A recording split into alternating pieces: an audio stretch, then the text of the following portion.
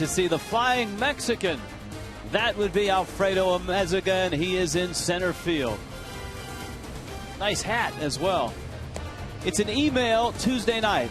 Ask.themarlins@fox.com. Ask.themarlins@fox.com. Email us your questions. John DeHaan of the Fielding Bible will be our live guest on the phone. So if you have any defensive questions, you can send those in, and we'll ask John when he's on as well.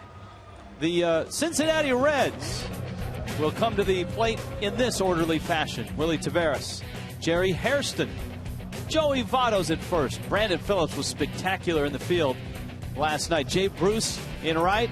Adam Rosales is at third base. Chris Dickerson is in left field. Ramon Hernandez is all the way down in the 8th spot, and Edinson Volquez hits 9th. First ever appearance for Chris Volstad against the Cincinnati Reds, and we've talked a little bit about the last few outings of Chris's. Last time out, no decision at Wrigley Field, but he went 7 innings, gave up just 3 hits. Unfortunately, back-to-back home runs, and not really mistake pitches, but Milton Bradley and Mike Fontenot went back-to-back. No walks, 5 strikeouts in that game, and it's one thing that Chris has done so well. Keep the ball in the strike zone, and he's kept the ball down. When you do that, the defense comes into play, and there's a look at the defense. Hermida, Amezaga, and Cody Ross in the Marlins outfield. Bonifacio and Cantu at the corners. Usual suspects up the middle, and John Baker behind the plate. Marlins got a great start from Josh Johnson. The Reds got a great start from Aaron Harang last night. And pitching will be one of the topics tonight. Defense certainly our focus on an email Tuesday night. Willie Taveras leads it off, and the speedster takes strike 1. Eric Cooper's calling balls and strikes. Volstad at 2-0, and the ERA about 2.5, 2.67. That would be strike 2. I think the one thing both Josh Johnson and Chris Volstad have been able to do, they've been able to keep their peace of mind when pitching well and not getting a no decision and not getting a win. Sometimes that affects young pitchers, but we've talked about Chris at 22. He's a mature 22. Fastball got in on him, a soft fly ball. Hermida loping over, and he's there, and he makes the catch. Nice running catch by Hermida. Mikazuki brings you our weather. Come play our way. How about this weather? 82 degrees. Not a lot of humidity. On the warm side. And not particularly windy tonight here at Dolphin Stadium. Jerry Hairston Jr. now stands in, and Hairston's in the lineup after the injury last night to former Marlin Alex Gonzalez. A strained oblique. And then all of a sudden, Dusty Baker, the Reds manager, said, I got to get this guy in the lineup. Last year against the Marlins, he was 15 for 27. Hit over 500 against the Marlins last year. Baker having trouble. That first fastball, it looked like it surprised Baker. That one popped out of his glove, and it's 2-0.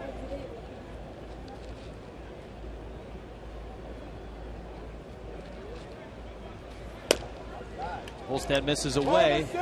Hairston, of course, comes from a great baseball family, a third-generation big leaguer. His grandfather was a star in the Negro Leagues and played in the Major Leagues. His grandfather won a Triple Crown in the Negro Leagues. And that fastball is high and away. Tell you what, a lot of movement on those fastballs that were not in the strike zone. It's kind of good and bad news, but the ball moving for Chris Volstad. So Hairston's aboard. Here comes Votto, the Canadian slugger. Votto in last night's ball game had a couple of hits. Everybody had plenty of at-bats in the 14 innings.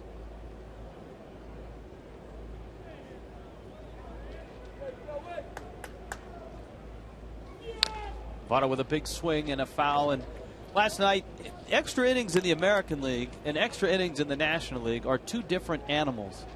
And last night was a great example because both managers were swapping guys, making changes, and then all of a sudden extra innings presented itself, and the managers, both of them, had to say, oh, hold on here. They were both rail thin when they got to the extra frames because they had played the game to win the game in the 9 innings, and all of a sudden, you know, in the American League, you don't make all those changes with the pitcher. National League, it gets down to all of a sudden you got one guy left, and once we got to the 14th inning, neither manager had an extra player left. Yeah, it got to the point where at that time, both Dusty Baker and Freddie Gonzalez, it wasn't as complicated. I don't want to say it's ever easy, but it was easier because they didn't have to worry about making moves because everybody'd been used.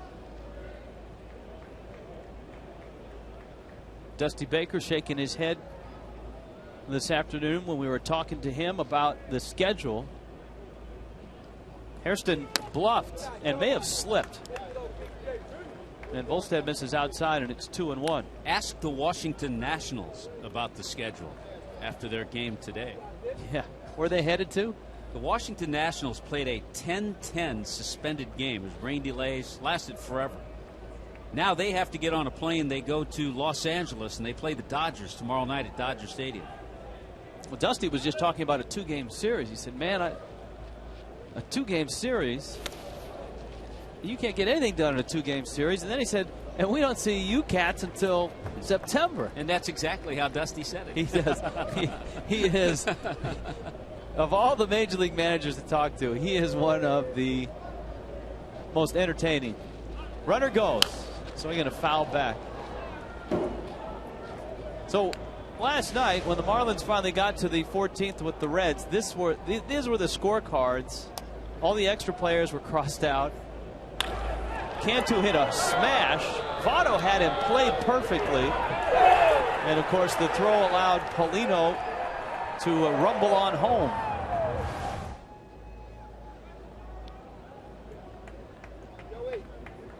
Paulino looks like one of those big semis coming down I-95.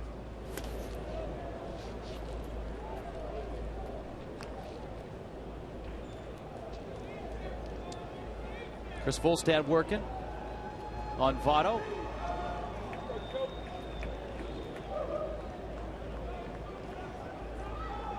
Baker wants it up.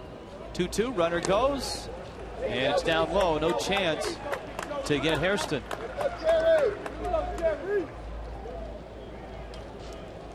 So Hairston swipes second, and now Votto has a chance to drive in the first run of the night.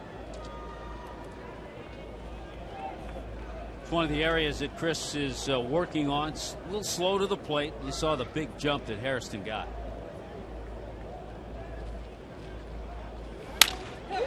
Smacked into left field. Hermida coming over. Hairston got a good jump, and he's going to score. And the Reds are on top 1-0. It's what the stolen base can do for you. It can change the inning. Yeah, this guy's really locked in, and that pitch was up. That's not where Chris Volstad wants to work. Votto got it on the end of the bat, but he leads the Reds in hits and RBIs, and he just adds to those totals. And he's second in the league in batting, and he's added to that. He is in a good place. How about this? He's also second in the National League with runners in scoring position. He's now at 481. He's just 25. Arrived on the scene last year with a big year. Brandon Phillips now.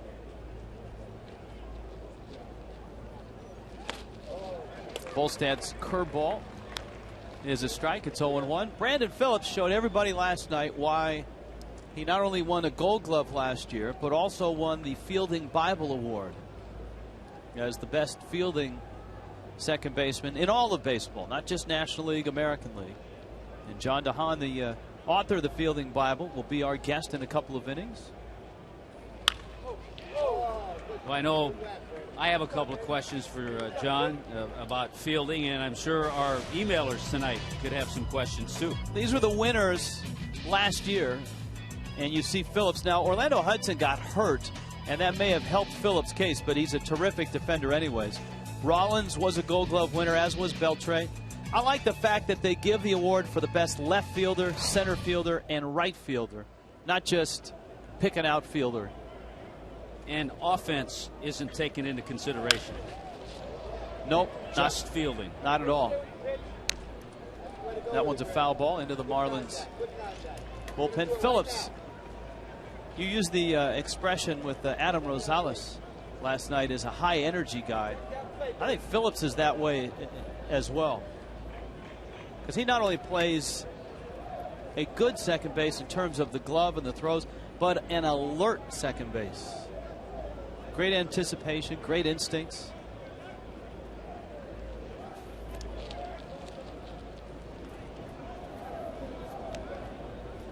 Emails are starting to come in. And if nothing happens on this pitch, we'll throw out the ceremonial first email of the night. 0-2 coming. There's a drive into left center field. A Meziga is over. Alfredo's there, and he makes the catch. All right, our first email of the night is from Eric. Do you think the longevity of the game last night had anything to do with the second base umpire not calling interference on Hanley? Well, ball gets away, and it's just one of those little things. Joey Votto ends up at second base. Just a little thing that should not happen, because now all of a sudden the Reds get a runner in scoring position. Here's the flip from Uggs, and it's a bad toss. Not even close. Chris Volstad can't get it. And an error is going to be charged to Dan Uggla on just a simple play that should never happen. Yikes. So E4. I mean, it's tough to miss the 6'8" Chris Volstad when you're just tossing him a ball from not too far away. I mean, even Regis could make that throw, and he did last night. Yeah.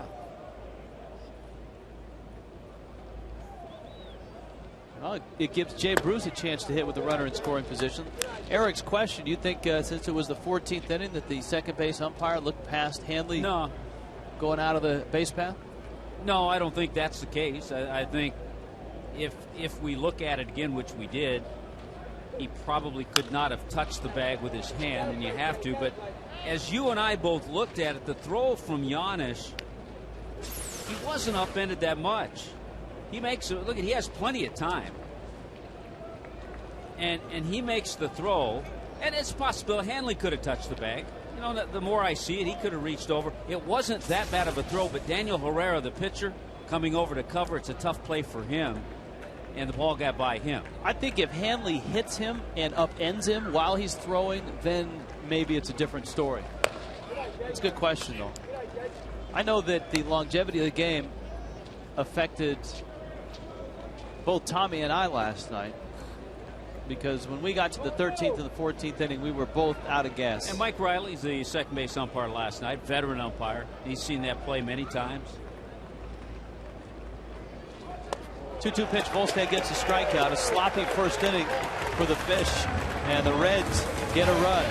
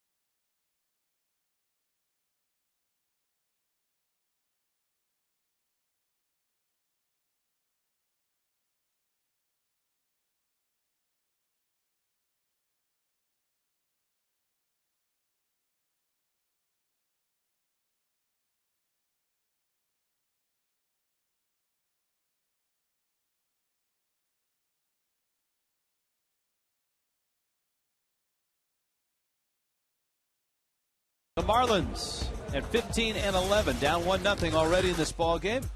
Emilio Bonifacio at third, John Baker behind the plate, Hanley's at short, Cantu at first, Dan Uggla at second, Hermida out in left, Ross is in right, Amezaga on Cinco de Mayo is in center, and Chris Volstad on the mound. Well, the Marlins saw Edison Volquez a couple of times last year. Each time he went 6 innings. He walked 2 one game, walked 5 the other. He won those games. He has great stuff. You can see the start that he's off to. 3 good pitches, good live fastball, good arm action on his changeup, and a good breaking ball. So Bonifacio and Volquez, who had a coming out party last year as a starter with the Reds, fires a strike, and it's 0-1. Bonifacio, a busy night last night and a good night last night. He had 3 hits.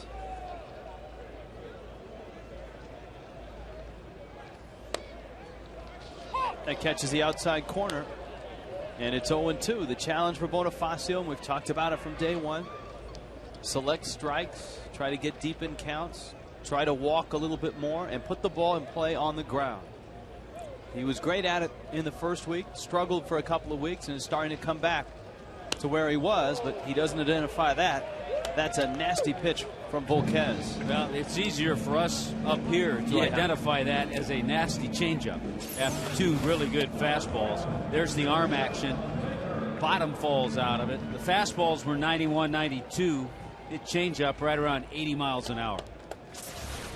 If you want someone to compare him to, Pedro Martinez, a young Pedro Martinez. In fact, that one of the nicknames of Volquez growing up in the Dominican Republic, that of Little Pedro. I'm sure many have had that nickname as kids coming up in the Dominican. His teammate had it as well, Johnny Cueto. They both have the live fastball, and they throw that circle change, the changeup that makes Pedro so good. And it's Mario Soto, the former Cincinnati Red. He's the guy that taught these two, Volquez and Cueto, that circle change. Baker takes inside.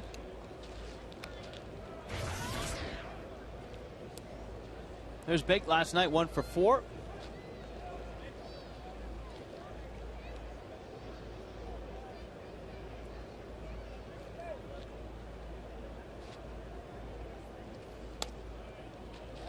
Read an interesting story this spring. Ryan Tucker, young right-hander with the Marlins. When he was a kid, he used to hang out at minor league games for the Cucamonga Quakes, Texas affiliate, where Volquez was pitching. Well, he hooked up, Ryan Tucker and his dad hooked up with Volquez, who showed him that changeup at a Denny's restaurant after a game. And so here it is, passed on from Pedro Martinez to Edinson Volquez to Ryan Tucker. At a Denny's. At a Denny's, yeah. In Rancho Cucamonga. Rancho Cucamonga. Didn't Torrey Hunter sign a big contract at Denny's? Here's the 2-2 pitch. It's inside. That's where we're missing the boat. We need to go. Well, there's a line in there somewhere about the Marlins giving up 5 grand slams this year, but 3-2 coming to Baker. We have to keep this show on the rails, Tommy. We got to keep it rolling along. Baker smokes that ball to the left. Actually, it was in the minor leagues where Volquez really turned his career around. With the Rangers, they were not real happy with Volquez and his progress. He had been up in the big leagues for parts of 2 seasons. Not good numbers. And they sat him down and they said, you know what? You're going to start this year in single A. And until you can show us that you've got some discipline and you can change your act, we're not going to promote you. At the knees, Baker thought it was low.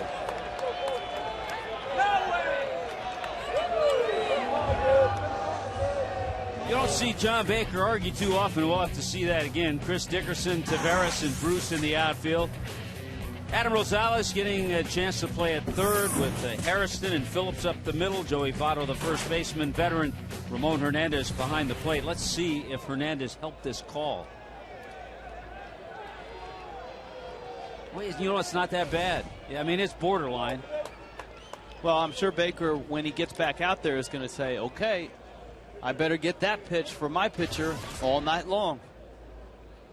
Here's Hanley now.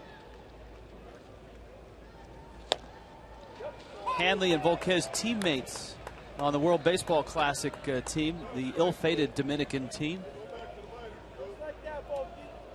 I think you can see what the Marlins hitters are in for tonight. This guy's a tough pitcher.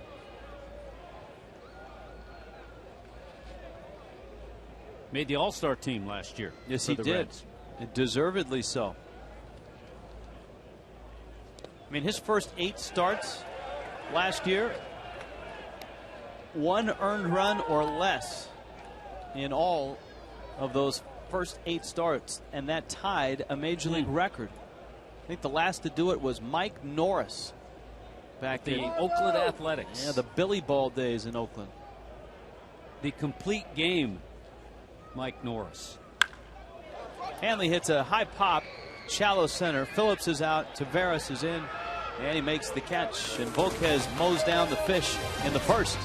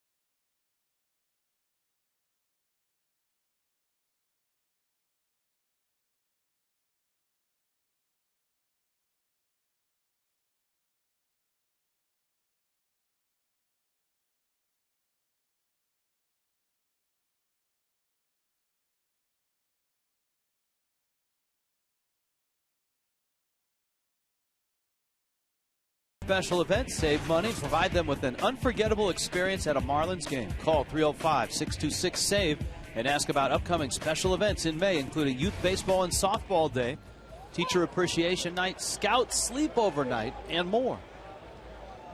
Last night would have been perfect for Scout Sleepover Night. They could have seen a lot of baseball. Here's Rosales. He takes inside Adam Rosales, Chris Dickerson, Ramon Hernandez against Chris Volstad in the second. The Reds up 1-0. On an email Tuesday, Gary from Boynton Beach. Hey, Rich and Tommy, can you show that Ameziga play again? I wasn't able to see it the first time you showed it. Thanks in advance. You know, Gary, we will bring that out only on special occasions. Yeah, but Gary may be saying this is Cinco de Mayo. That is a special occasion. And we are having John Dohan on, the Fielding Bible defensive guru. I wonder if John has seen it.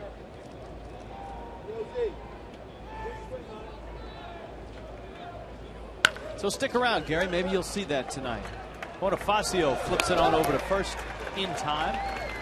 And there's an out. Hey, Rich and Tommy, I'm a huge Dodger fan. Been so ever since '88 and the famous Kirk Gibson home run, which Regis Philbin actually referenced last night. Yeah. Have a question. Hope you can get it on email Tuesday. What are your feelings on my Dodgers this year? How do they stack up against the rest of baseball? Good question. I think, first of all, they're off to a fantastic start. They're 11-0 at home. They've set a Major League record starting the season 11-0 at home. I think, number one, they're the strength of that division. I don't think it's the strongest of divisions. I think the Giants have a couple of good pitchers. Their offense is so-so. San Diego's fading. The Rockies are 10-14. Arizona could give them a little competition, but I think the Dodgers should win that National League West. Going away. Volstad, good changeup. That's from Eddie in Miami.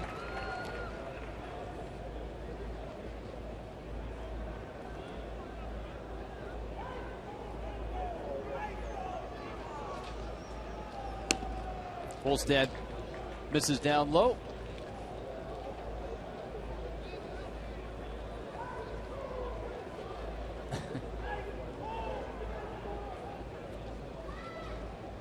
One, two in the dirt.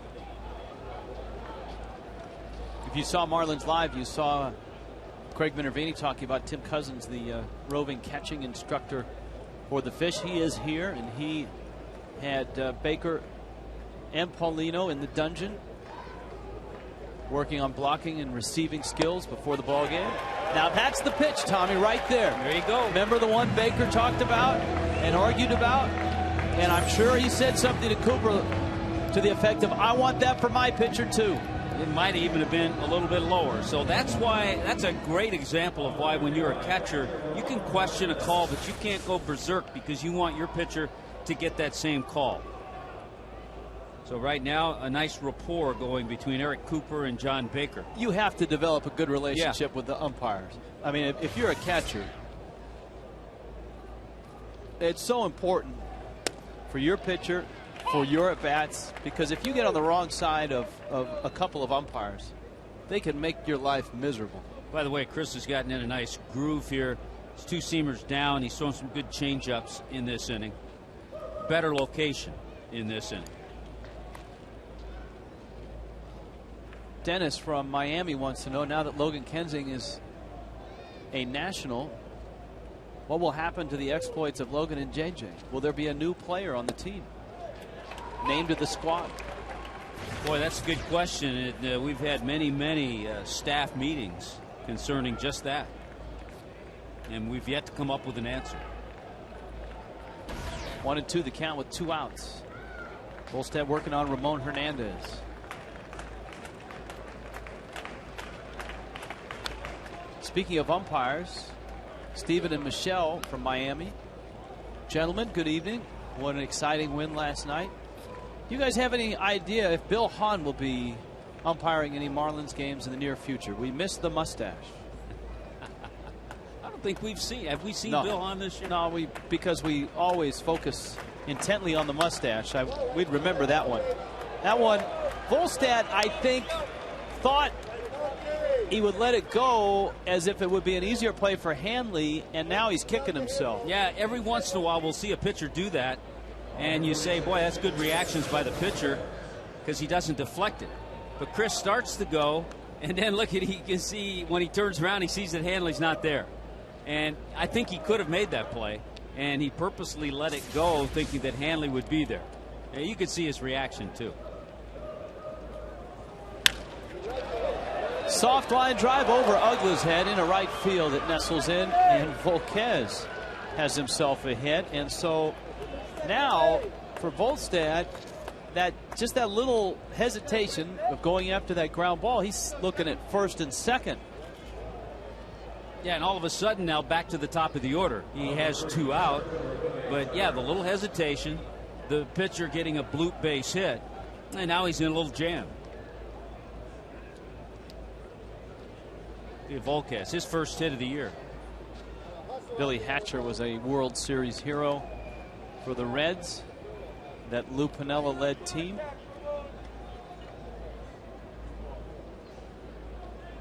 Billy Hatcher also had a huge home run for the Astros in that '86 championship series against the Mets. That was one of the great postseason series that nobody really remembers. And that was a terrific series.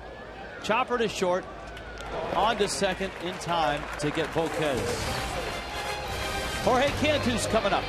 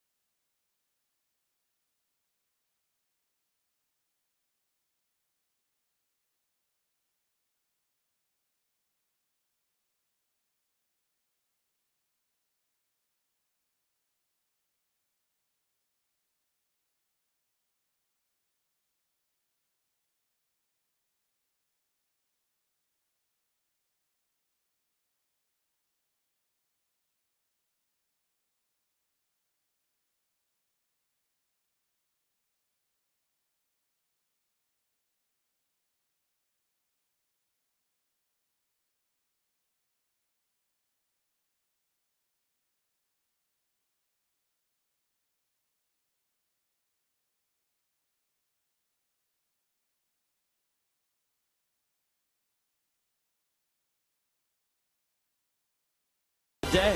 Toyota, moving forward by Aflac. We've got you under our wing by SunTrust, featuring online solutions to help your business stay on solid ground.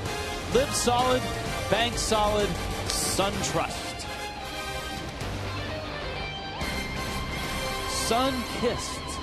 That's what South Florida has been today. Lots of sun, lots of baseball last night. 14 innings before the Marlins beat the Reds. 2-game series. Now, I guess what it almost feels like a 3-game series now. This being with game 2. We had 2 seventh-inning stretches last night. And what a week, Rich, and what a day today, and what a week it's going to be for Regis down on Miami Beach at the Fountain Blue. At the Fountain Blue. And I suspect down there they're probably celebrating Cinco de Mayo, as well as you've seen many hats and get-ups already in the ballpark. Volquez takes aim at Cantu with Ugla and Hermida to follow. And Volquez misses down low with a fastball. 25 is Volquez, and he was dynamite his last time out against Houston. 8 one-hit shutout innings and a 3-0 win against the Astros. Pours in a 94-mile-an-hour strike. They call him Little Pedro, but he's got Pedro's old fastball. Yeah, he has the old fastball. Yeah, in that game against Houston, just one walk. When he has that kind of control, he can be tough. Breaking ball. Cantu reaches out and sends it out to center field. The Reds are much speedier in the outfield this year. Guys like Taveras and Dickerson. Gone are the Ken Griffey Jr.'s and the Adam Dunns. Here is Ugla now with Hermida to follow.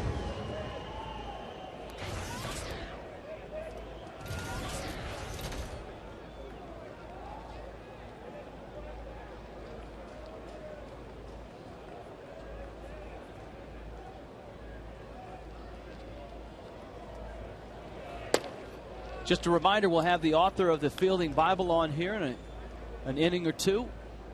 Next half inning. Top of the third. So get your defense questions ready on the emails. Ugla takes a fastball. I'm sure Dan Ugla will be the subject in reading the Fielding Bible. There's a little section on Ugla, and I guess to summarize, he's not as bad as his All-Star game appearance made him out to be. Ugla smacks it in the left. Dive. Did he get it? That's a catch. Dan Ugla needs to get a break here sooner or later. Another well-hit ball.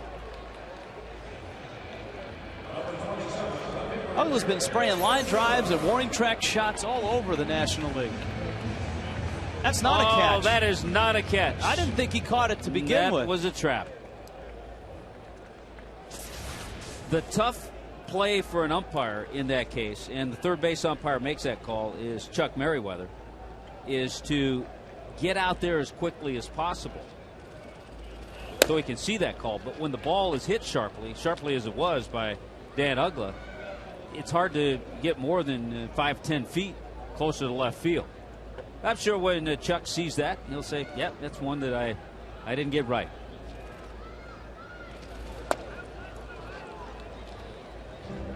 There are some that would say take instant replay one step further. No, the end games would be 5 hours. we had that last night. Can you imagine a Red Sox-Yankees game if you used instant replay on all that stuff? Here's the 1-1. Speaking of which, the Yankees have yet to beat the Red Sox this year, and the Red Sox off to a 4-0 early lead in the second inning.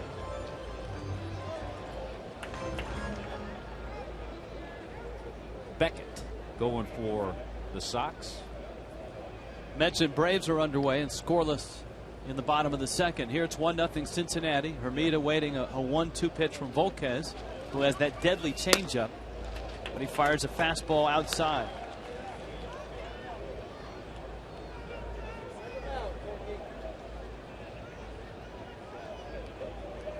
Hard to believe his ERA is 4.45, as well as he's pitched at times this year.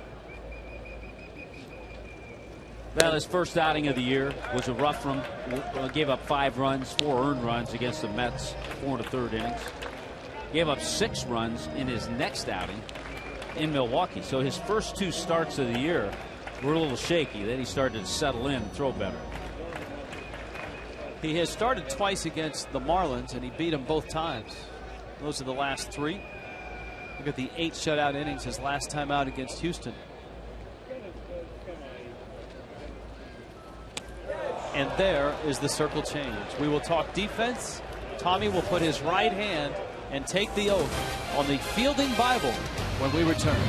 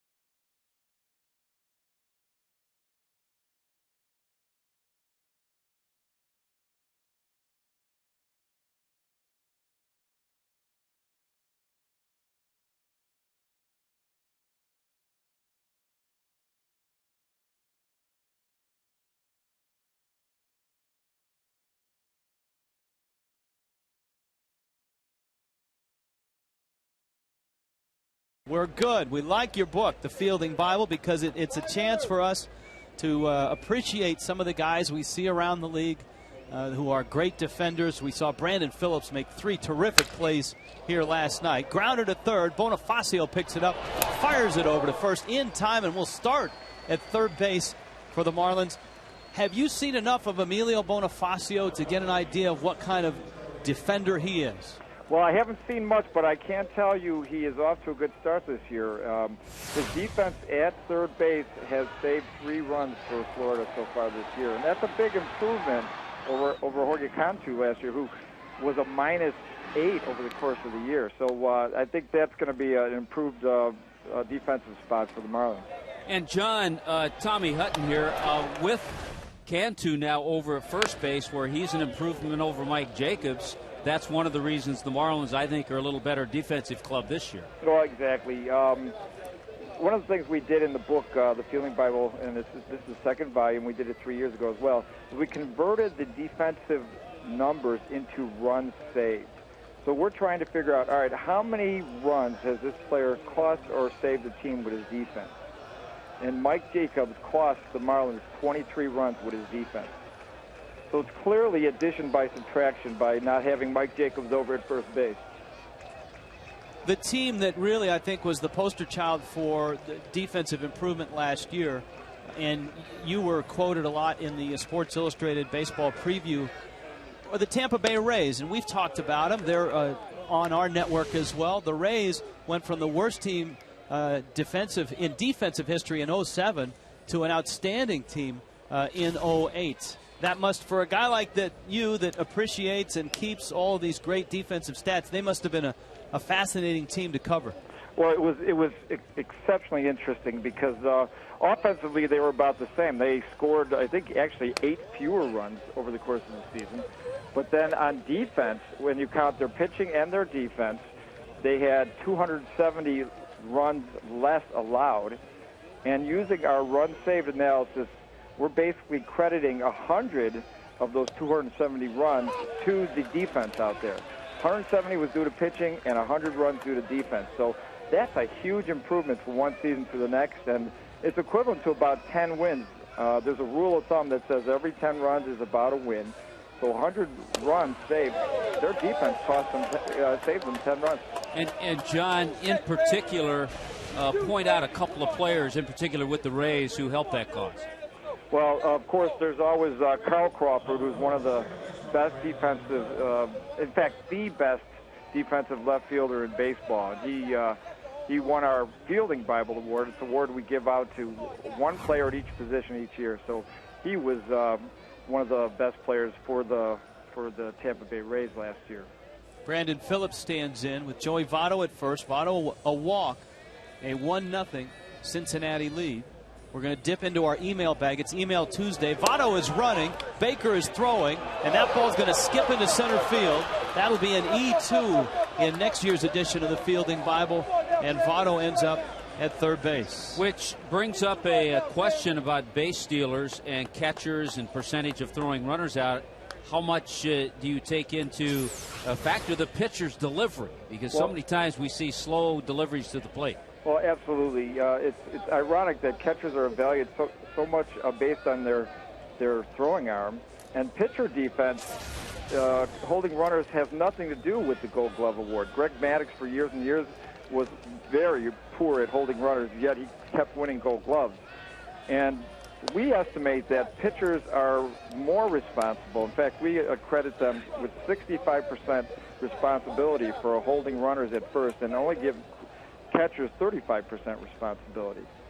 I'm glad you're here to explain all of this to us, because as we look through your book, some of these formulas to measure things, Tommy and I, neither of us were very good at math, so it's confusing, and it's refreshing to hear someone talk about some of these stats. That's a great analogy about Greg Maddux, guys would run on Maddux all the time.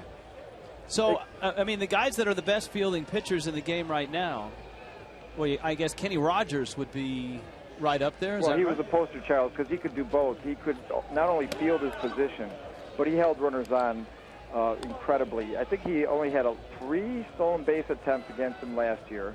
And just to give you an example, Gavin Floyd with the White Sox allowed 37 stolen bases.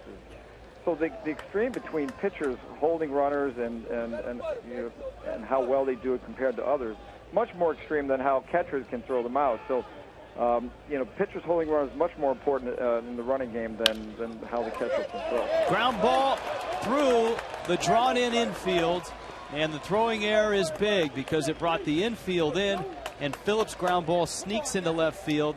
And the Marlins, who have made 2 errors tonight, have now down right now 2-0. Yeah, and exactly right. That error brought the runner over to third. And I think with maybe a different pitcher on the mound, you might play the infield back early in the game. But the way Volquez is pitching, you know it might be a low-scoring game and tough to score runs. So Freddie brought the infield in, but Phillips found the hole. Hey, John, here's an email question from Dan from Fish Stripes. Last night, Hanley Ramirez made a spectacular leaping catch to snare what would have been a hit in the left center. Are there any defensive metrics that would be able to take that into account? It would be a shame for plays like that to be judged equally as a liner right to him, since the movement is in a third dimension. Boy, Dan getting very good with that question. I like that. That's very good, third dimension. One of the things we do keep track of how well players do on balls hit in the air, both liners and pop-ups. And one of the best in baseball is Ryan Theriot with the Cubs. But we also keep track of good fielding plays and misplays. So if a player makes an outstanding play that, in a situation that otherwise would look like it would be a hit, we give him a good fielding play. And we have 27 different categories of good fielding plays and 54 different categories of defensive misplays. Who keeps track of all these things? I mean, who judges every game? Is there somebody at the game that has got pen and paper and is watching the game and does that? Well, we have our video scouts. They're reviewing a video of a game. We actually look through a game multiple times. And so one time we might be looking through the game to keep track of pitch information, and another time we'll keep track of the defensive fielding plays. And so each time a play is made, our guys are trained to recognize, all right, that was a defensive misplay because he overthrew the cutoff man and allowed that runner to go from first to second. Doesn't get an error, so we call it a defensive misplay. John Baker throwing out Brandon Phillips here. Well, we saw the Cubs run wild on the Marlins. The Reds got the scouting report. They're trying the same, but this time, good throw by John Baker to get Phillips. Chris Volstad now, the 1-1 pitch. Bruce fouls it off. Beef in Coral Springs has this question for you, John. Was wondering what's more important for a defensive player, footwork or arm strength, or both? And do you measure those? We don't specifically measure either of those, but obviously both of them are very important. And it's interesting how it can vary. Alfonso Soriano of the Cubs is extremely interesting because he's known for his speed, and despite his speed, he's not known to be a good left fielder. But one thing that he does do well... Hold on, John. Hold that thought. Volstad just struck out Jay Bruce. John DeWan of the Fielding Bible. We'll talk more defense when we return.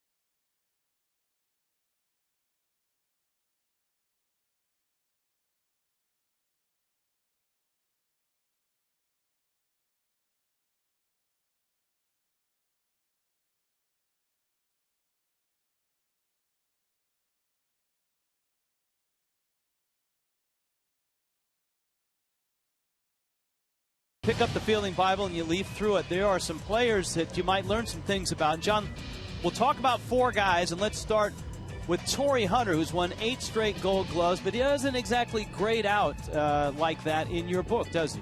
Well, 3 years ago when I did the first edition of the Fielding Bible, I said Torrey Hunter was the absolute best center fielder in baseball, bar none. Andrew Jones was close, but Torrey Hunter was the best. Well, over the last 3 years, since we've updated our numbers, he's really graded out as pretty much average. The 3 years previous to these past 3 years, his plus minus, and that's the number of plays he makes above average, he was about 50 plus 55, and in the last 3 years, he was actually about -9. So we think of Torrey Hunter as more of an average center fielder, that he's lost a step, and that his reputation is actually, kind of in the past. And he's still winning Gold Gloves based on that past reputation, but we don't see him as one of the best. Well, I'm glad that Regis Philbin is not here. Ow, Cody Ross gets hit by that changeup. I'm glad that Regis is not here tonight. He was here last night. But he's a big Yankee fan. He might be stunned to hear that Derek Jeter is not the best shortstop in baseball by far, huh? Well, in fact, it turns out that his plus-minus numbers, number of plays made relative to the average shortstop, way below average, in the -50 range over the last 3 years. And he is just, there's a simple problem with Derek Jeter. He does not have the arm strength compared to other shortstops in baseball. And what happens there is he's forced to play a little more shallow, and he's good on the slow rollers, but he doesn't cover as much ground because he's playing a little more shallow, and balls hit into the hole, you know, he has a tough time making that throw. That's why he has that patented jump throw. It allows him to release the ball more quickly, but it doesn't have the same velocity to get over the first to get as many runners as over shortstop. Now, there are guys through history that when they lose a step are able to make it up by positioning. Cal Ripken Jr. comes to mind as that. In your book, I was reading the section on Mr. Utley, Chase Utley, and how Utley has been able to do that. He's doesn't have the best range in terms of quickness, but he seems to make up for it. How do you factor in positioning into your defensive equation? Well, Chase Utley is an absolute interesting case, and I call what he does ultra positioning. Oh, Cody Ross got stepped on as he tried to get back to first, and he's tagged out. The Reds throwing behind Ross, who went in hand first, and it looked like he got his hand caught on the spike of Brandon Phillips. Well, he gets a big lead. Phillips sneaks in behind him and kind of blocks him off and steps on his hand. He's not able to get to the bag. So a snap throw by Ramon Hernandez, a good throw. Cody was caught off guard. A good play by Brandon Phillips. I don't know if that factors into the fielding Bible, but a good play with him sneaking in behind the runner. Well, absolutely. He would get a good play on that. And Ramon Hernandez is interesting because he had a very poor year last year. He seemed to have lost a lot of focus, made a lot of misplays. But I think he's starting to come around again this year for Cincinnati. Yeah, you can see the Marlins are looking at the hand of Ross, which is cut as he got under the spike of Phillips. Line shot. Brandon Phillips with a leaping catch. That will add to his plus-minus rankings. John, can you hang in there for another half inning or so? Sure. All right. John Dewan of the Fielding Bible. The Reds right now are doing it defensively.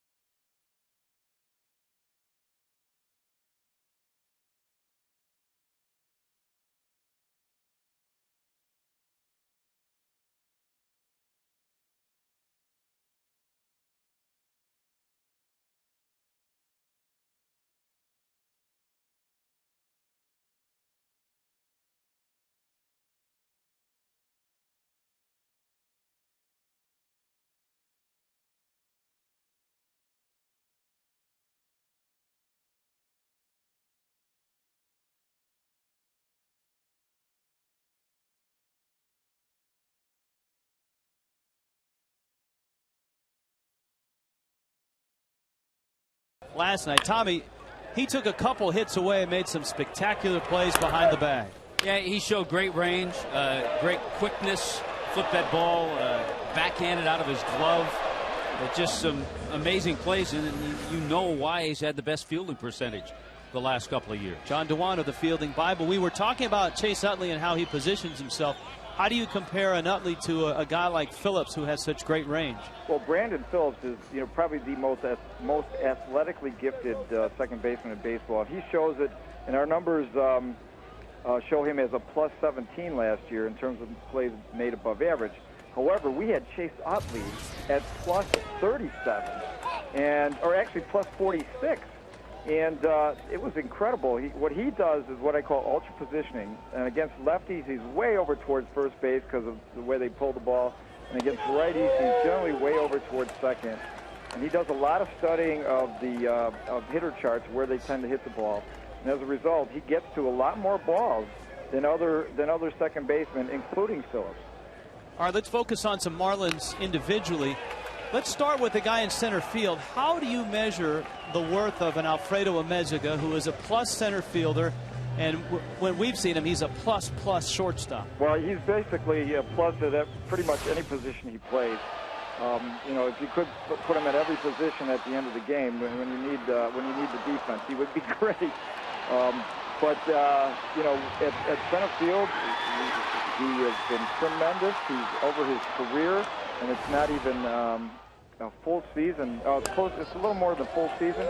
He's been plus 31 runs saved for his defense. That's a lot of runs saved by one position. And then in limited time at shortstop, I mean, here's a guy that could be a Gold Glove shortstop. You know, he's been plus 10 runs saved in not even a half a season of play at shortstop.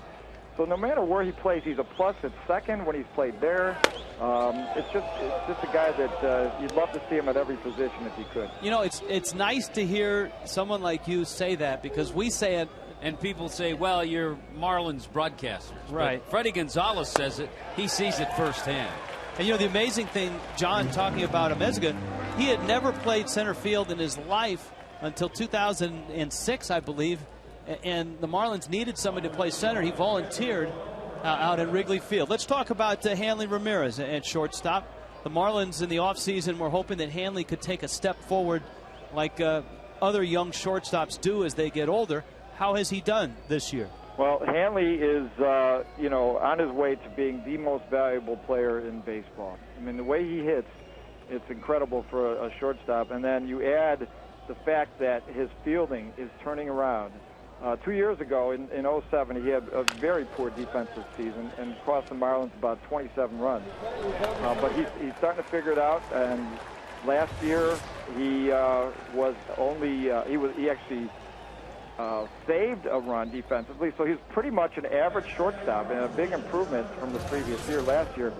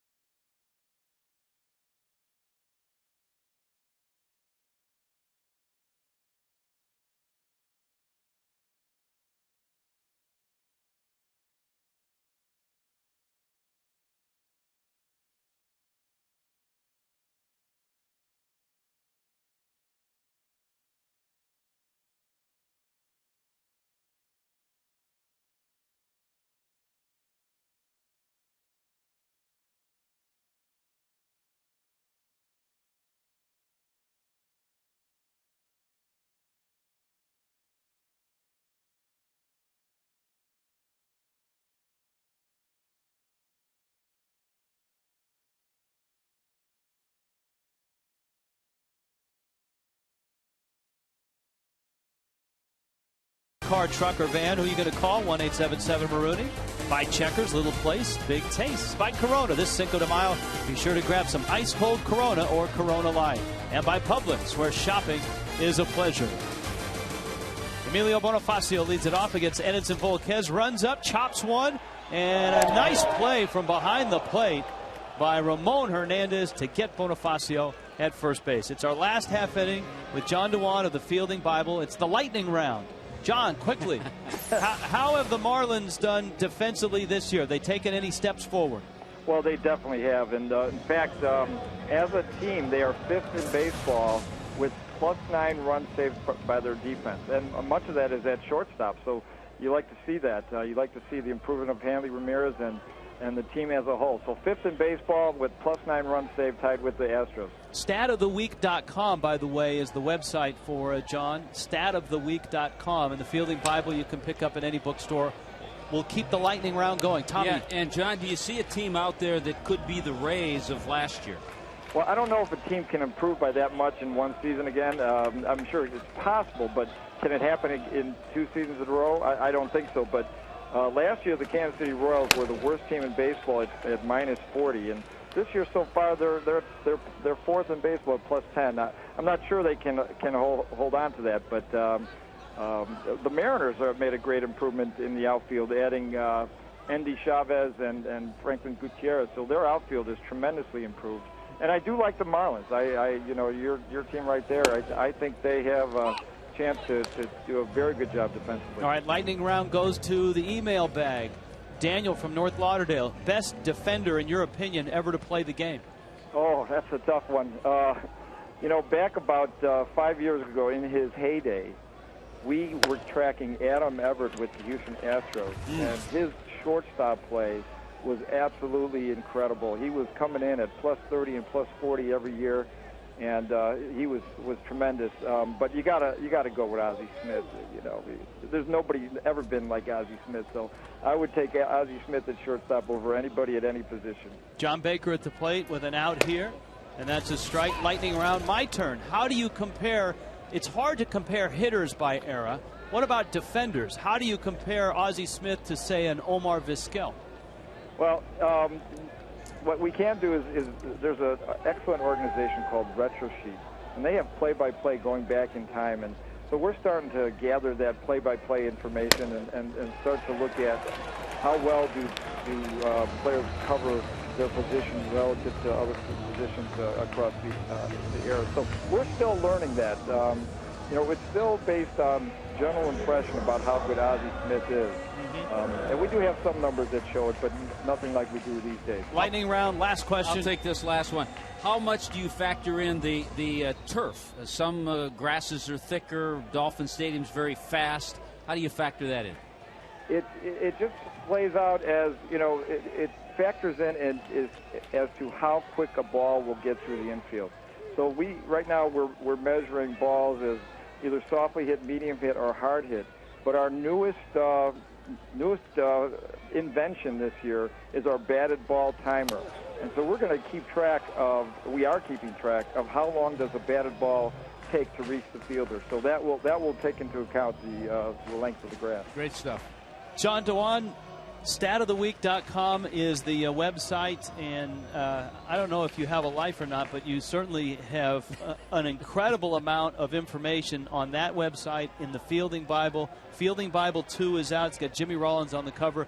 We appreciate your time, and this was a lot of fun to finally bounce some of these questions off of you tonight. Well, thanks so much for having me on the show. When I was doing the book, I didn't have a life. That was all. For months I was working on the book, but now I'm back with my wife and 2 kids. Here comes a play at the plate, John. And John Baker is out at the plate. Wow. John Baker thrown out on a relay throw coming from the outfield, and the Reds have great defense again tonight. John, thanks again. All right, thank you very much. All right. Boy, another great play by the Reds. Yeah, they just keep coming up with defensive play after defensive play. Strong relay throw. Hernandez, who's been terrific in this ball game, has made some nice plays. Look at how he leans in, puts the tag on, but you have to wonder if John's hand was on the plate. Now, I think he got him. Just a great relay throw to complete that play. Bang, bang at the plate. A solid hit. First hit of the night for the Marlins. Hanley breaking towards the plate, and Volquez steps off the mound. 8-6-2 on that putout. Cantu's at the plate. Hanley ends up at third base. The Marlins still haven't scored. And the Reds defensively have been splendid tonight. And that pitch misses outside to Cantu. I'll tell you what, I thought that was a terrific play by Hernandez to get that little high chop from Bonifacio, because if it lands, he does not make the play at first base. Bonifacio beats it out. So Hernandez got out of his crouch quickly and was able to make that play. Cantu rolls it foul. Now, John promised us when he was going to come on that both teams would play well defensively while he was on, and that was not the case. No, the Marlins have not played well defensively. They've made a couple of errors, and they've also had a base running mistake.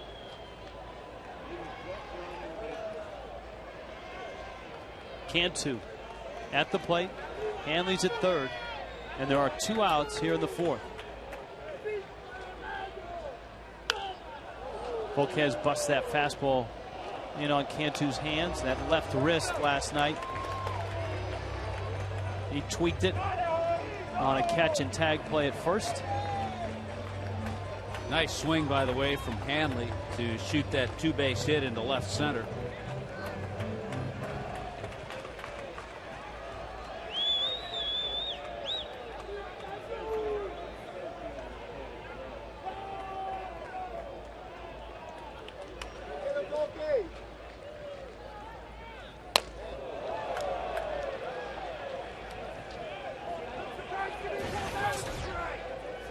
I think Marlins third base coach Bo Porter is going to be thinking about sending John Baker. And I know in talking with Bo, he'll tell you right or wrong if he felt Baker was going to score, but you almost have to be 100% given the fact that you have Cantu coming up.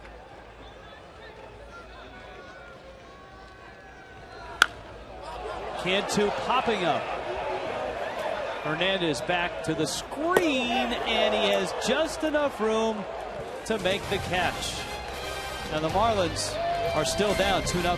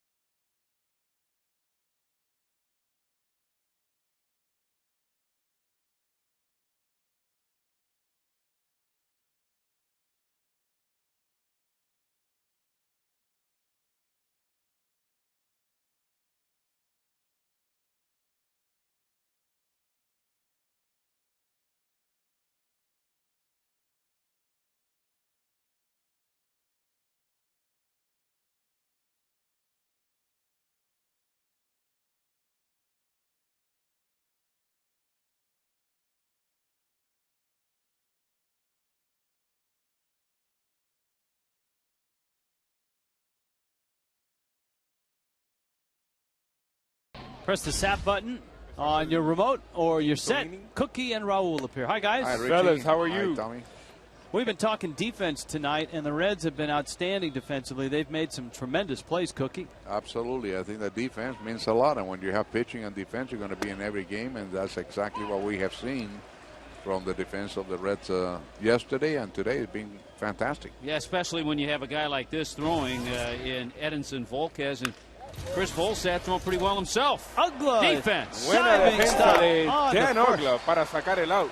Nicely done. All right, guys, have a good show. Defense. Dan Ugla going far to his left. The defensive theme continues. How about that? Let's get John Dewan back on the air. You can mark that one down. Terrific play by Dan Ugla, covering some ground, straightening up, and getting the runner at first base. Now, we don't have John on the phone, but I will read you from the Fielding Bible Ugla's entry. Infamous for his 3-error performance in the All-Star game, Ugla's defense isn't quite as ugly as one would think. He has below average range and occasionally boots balls at him, but he's good at judging pop-ups, willing to go deep into the outfield to get him, makes more good plays than average second baseman, and his arm allows him to make all the necessary throws. His worst crime might be having a really bad night in an exhibition game. Line shot in the left field. Taveras singles. And that's true. I mean, this game is such a game of labels. So many people saw that All-Star game, and they'll forever remember Dan Ugler. But we get to see him day in and day out, and that's fun. And he's good at turning. You know, the other thing that Ugler does that goes unnoticed is he is a good pivot man. He hangs in. He'll take a hit at he's second not going base. to bail. Here's Hairston. Got to be careful. We've seen the Reds running. Now they got their fastest guy on first base, Willie Taveras. 2 stolen bases and 1 caught stealing for the Reds tonight. And Volstad goes over to first. Emails are stacking up. We apologize we haven't been able to get to all of them. We've had a guest. We've got another guest coming up. Graham Taylor will join us in the next half inning and talk about his start tomorrow night against Atlanta.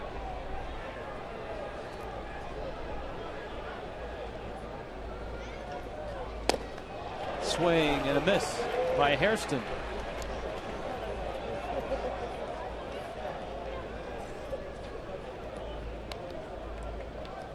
And it's 0-1. Reds got a run in the first, got a run in the third. Stolen bases, throwing errors. They have all added up to those 2 runs.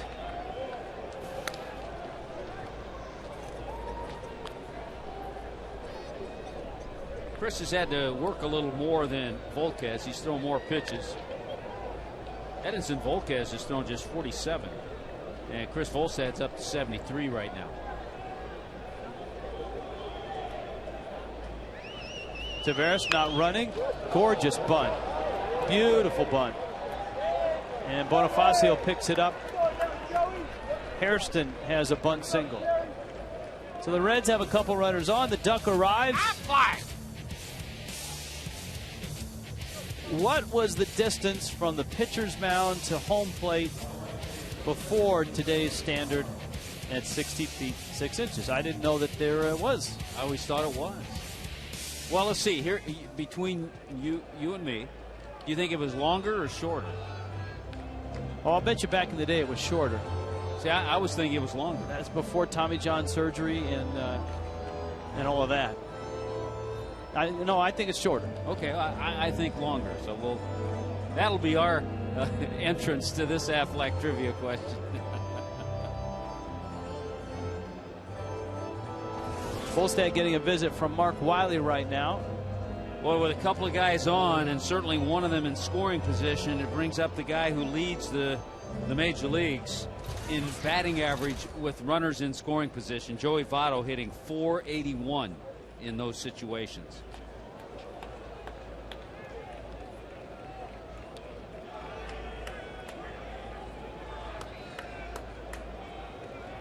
Votto's RBI single in the first, walked and scored in the third. There you go with runners in scoring position. Hanley on that list. Great speed on the bases for the Reds.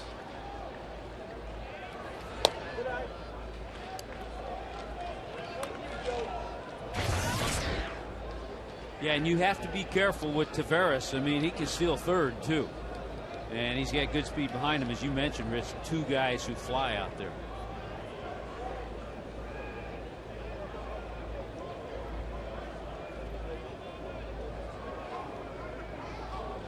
Volstad spins.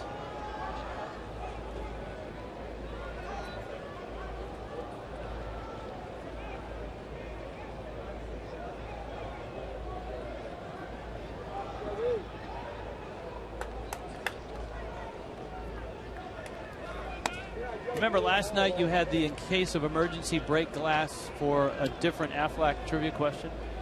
AJ in Cooper City just heard that question. He sent in this one. Ask the crack staff, when's the last time 2 pitchers with the last name starting with V faced off against each other? a good one. Have to check the matchups that Fernando Valenzuela had over the years. Maybe he meant Dave Veers. Otto Velez didn't pitch, right? He was an outfielder.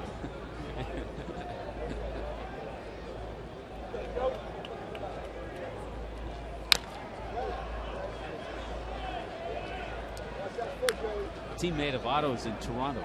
Yeah, I know. I know. That's why I dropped the Otto Velez. He was an outfielder. Oh, Justin Verlander. There's a V. Yeah.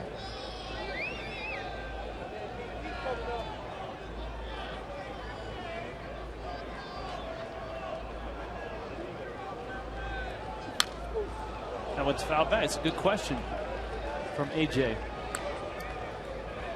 Tell you what, Joey Votto, you watch him, and unfortunately a 2-game series, but you just see the good at bats he has, the type of swings he takes, stays back on the ball well, not afraid to drive it the other way.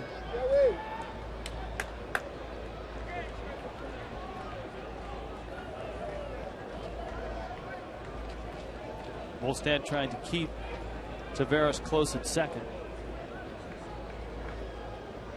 Yeah, Votto looks like he is going to have a nice career because he hits lefties well. Takes that fastball. I was talking to him before the ball game about getting signed out of Toronto. He was signed out of high school. His high school was actually called Richview Collegiate Institute. And he didn't play on any national teams. He didn't play on travel teams. But someone saw him in high school and liked him. And the Reds, of course. That's great scouting right there. Reds drafted him in the second round in 0-2. And Votto walks. Bags are loaded. Time to answer the duck. Sounds like an action movie. Answer the duck. All right, I said shorter. You said. I said longer.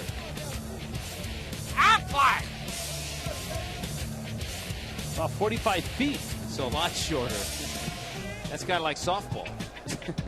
See, if Regis had thrown from 45 feet, he'd have knocked down Cody Ross with that pitch. Well, Brandon Phillips coming up. 1 out. Volstad needs a ground ball. And Phillips is behind in the count 0-1. Phillips RBI single through a drawn-in infield in the third. Another indication of the type of hitter that Joey Votto is. Just tonight in his 3 at-bats, he's seen 18 pitches. So he's very patient, gets good pitches to hit.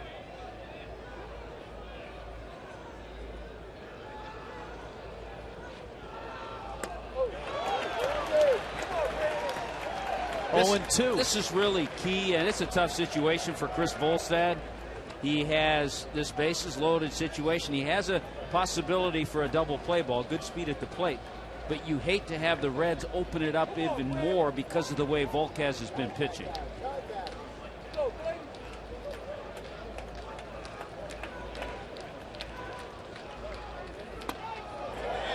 Did he go? Nope.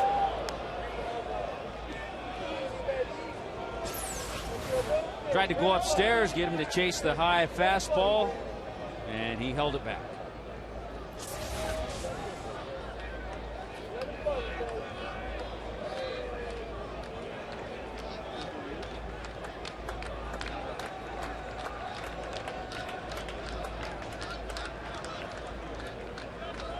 Baker's on his way out for a visit. Yeah, a little indecision. It looked like either there was a mix-up or they just weren't quite sure if they were on the same page.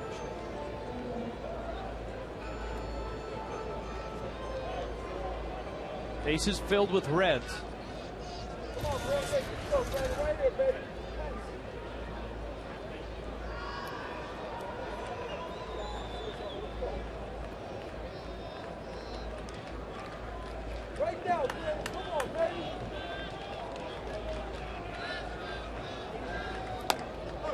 He again went up with a fastball, and it's 2-2.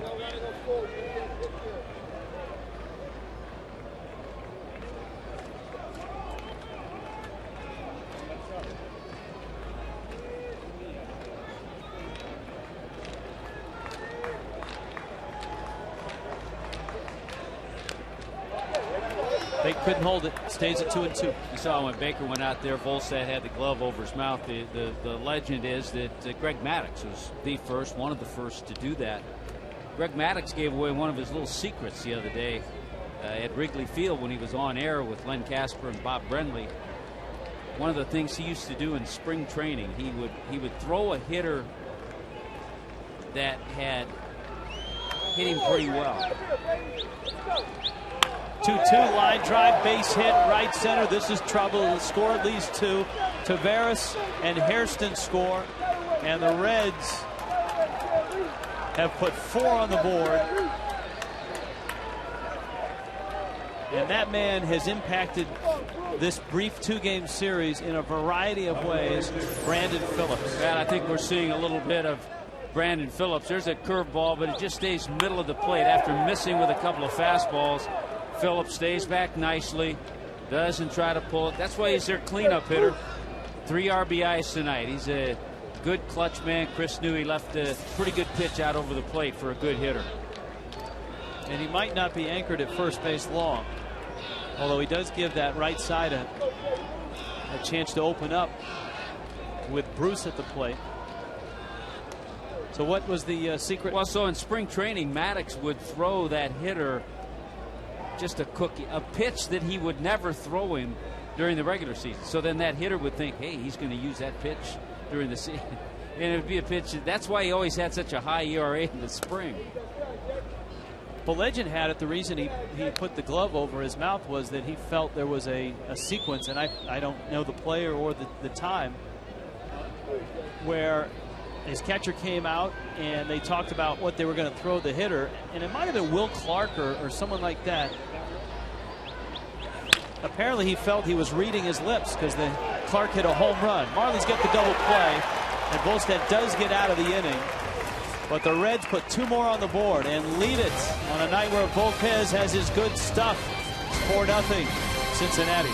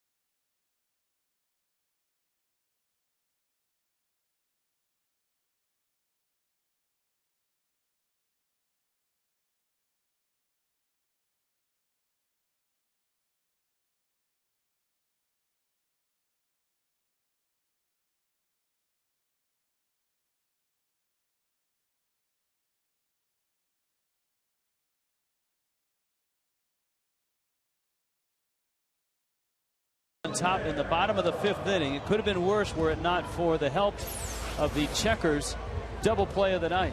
Boy, this is a thing of beauty, especially for a pitcher. Checkers double play, backhand flip from Dan Uggla over to Hanley Ramirez, and gets Jay Bruce by plenty. But just prior to that, the big hit of Brandon Phillips. So the Marlins will try to climb out of this 4-0 hole against Volquez. Uggla, Hermida, and Ross.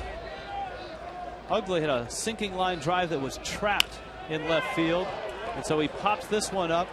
Phillips is out there, makes the catch. We check in with Craig Minervini. Craig? Thank you very much, Rich. Jeremy Hermida went over to Jim Presley, the hitting coach, and said, what do you notice? The anatomy of a hitting coach and a player, sometimes it goes the other way. But Jeremy in a slump coming into the game, 0 for 1 tonight, 3 for his last 26. Jim Presley said, what I think I've noticed is your hands too far in. We've got to reload you and get them back a little quicker and let you get on top of the ball. So they worked on it. He actually videotaped batting practice so they can compare it to his swing. And we didn't notice a big difference in a little tape that we looked at. But Presley says no question that his hands were just too close to more of the Marlins spot rather than the back of his shoulder. So he's got to move in the hands back a little bit, help him get on top of the ball. He says he's been under too many pitches of late. Guys? Something that we will keep our eye on. Hermida behind in the count, 0-2.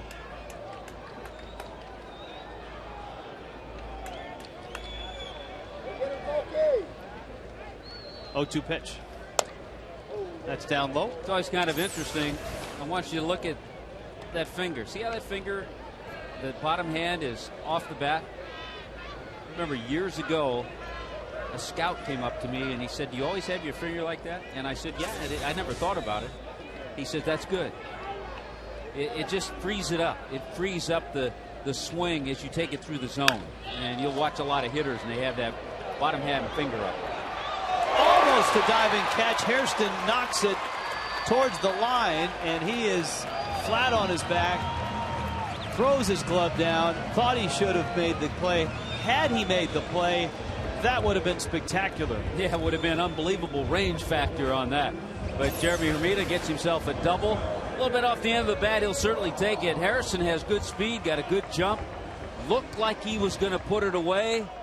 I think he thought so, and the ball got away from him, and hustling into second was Hermida with the double. You know, on second look at that, it's one of those balls where that's an incredibly difficult play. He actually dove a little bit too far. Yeah, he got to it. Yeah, he almost you can say this, he overdove. Can you say that? You can say it. Might not be right. And I know what you mean. But I guess you'd have to say he overdived. He outkicked his coverage or something. But that's hard to say. Marlins trying to get on the board here. Remember, they had Baker thrown out at home plate. And that was back in the fourth. Volquez misses down low. By the way, our crack staff came up with a couple of V versus Vs. One this year?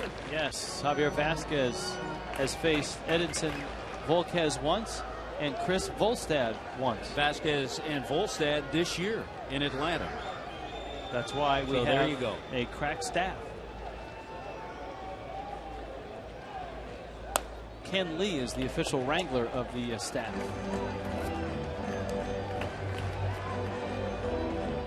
Counts 2-1. There's Hermida. Ross was hit by a pitch. He had a rough sequence. Hit by a pitch and then picked off first and got his finger stepped on. I don't know if he would have been safe had he not been stepped on, but certainly it stopped him in his tracks as he tried to slide in at first base. And it was Phillips who came up behind him, and in one motion as he caught the ball had stepped on Ross's hand and tagged him out.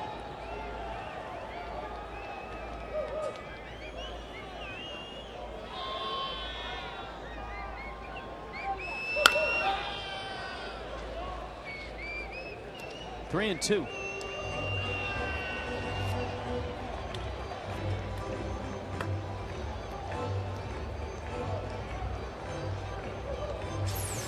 Here's another look. Watch. Look at how quickly Phillips got in behind him. That was the key to the play. Oh, man, that hurts.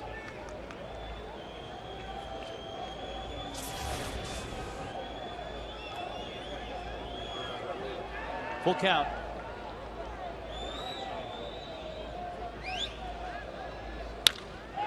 Ross hits the ball to center field, hits it pretty well. Taveras goes back, got turned around, makes the catch. And there's 2 outs. Fish Friday on the 15th. Manny Ramirez and the Dodgers at 7:10. Grab a CBS 4 for $54 pack and play Billy Bingo for your chance to win one of 100 authentic Hanley Ramirez gloves, 1-877. Or visit Marlins.com. Checked in on Manny Ramirez last night. Dodgers beating the Diamondbacks 7-2. Manny was 2 for 3 with a home run, hitting .360 with 6 home runs and 18 RBIs. Now Amezaga. Volstad's spot is up next, and Brett Carroll's in the on-deck circle. Actually, that's a euphemism. There is no on-deck circle in this ballpark. Hayden Penn. Well, there is, but it's Calero. over near the dugout. Nobody stands there. See, there it is. But nobody stands there. It's where all the stuff is. The pine tar, which is actually nice in this ballpark. Sometimes they actually do have circles or little mats out on the grass with all the accoutrements of a hitter. Pine tar, weights, gizmos. But it's over there. Yeah, it's kind of hidden. Kind of hidden.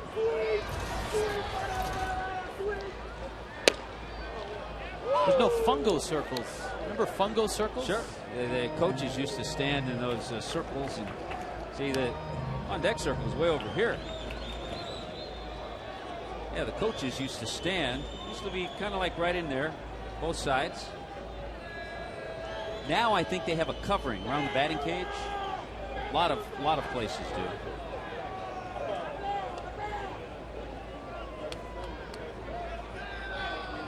One and 2 to Alfredo. Used to have no pepper signs.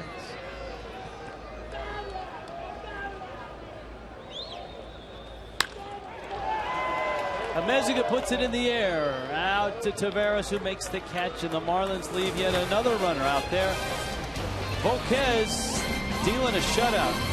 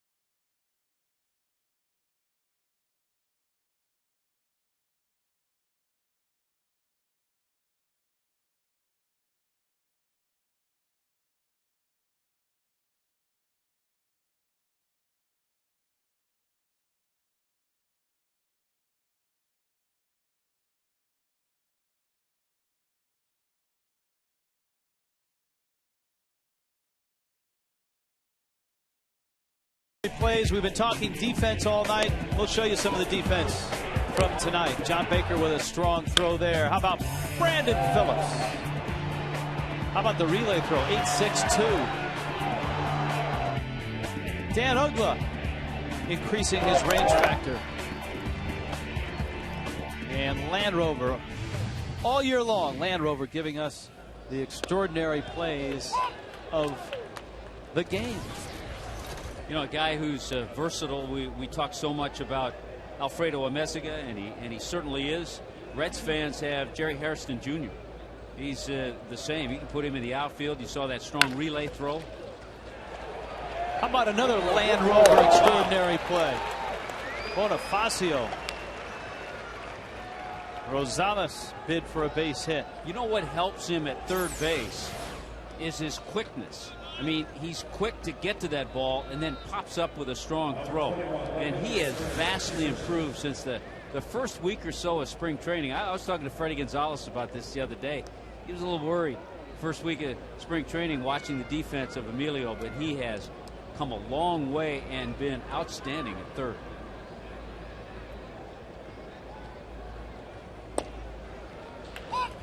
It's Email Tuesday. We'll get back into the emails. We've been sidetracked a bit from here and there. Ask.themarlins@fox.com. Chris Dickerson at the plate.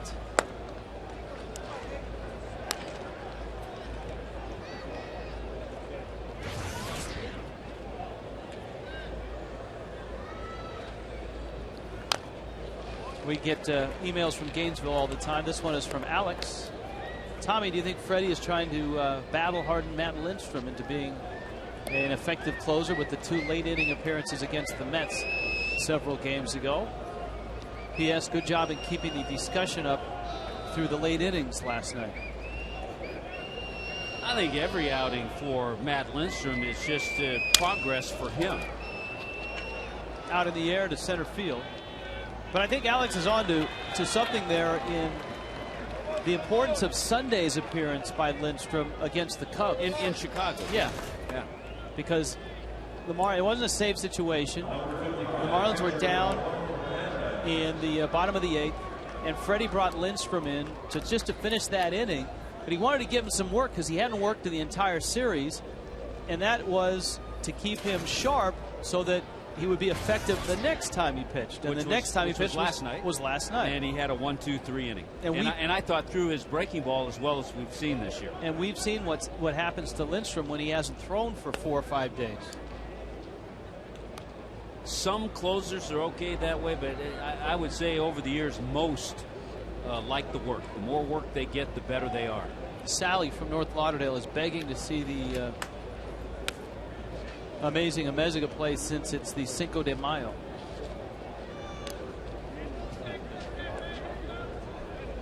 You know what? Good question on this next road trip, because we go to Denver and then we go to Milwaukee, would be to ask Trevor Hoffman that same question. And I would think he would answer that. More work, the better he is. Oh, I thought you were going to ask him about the amazing Ameziga play. No, he'd probably like to see it too, though. 4-0 Reds.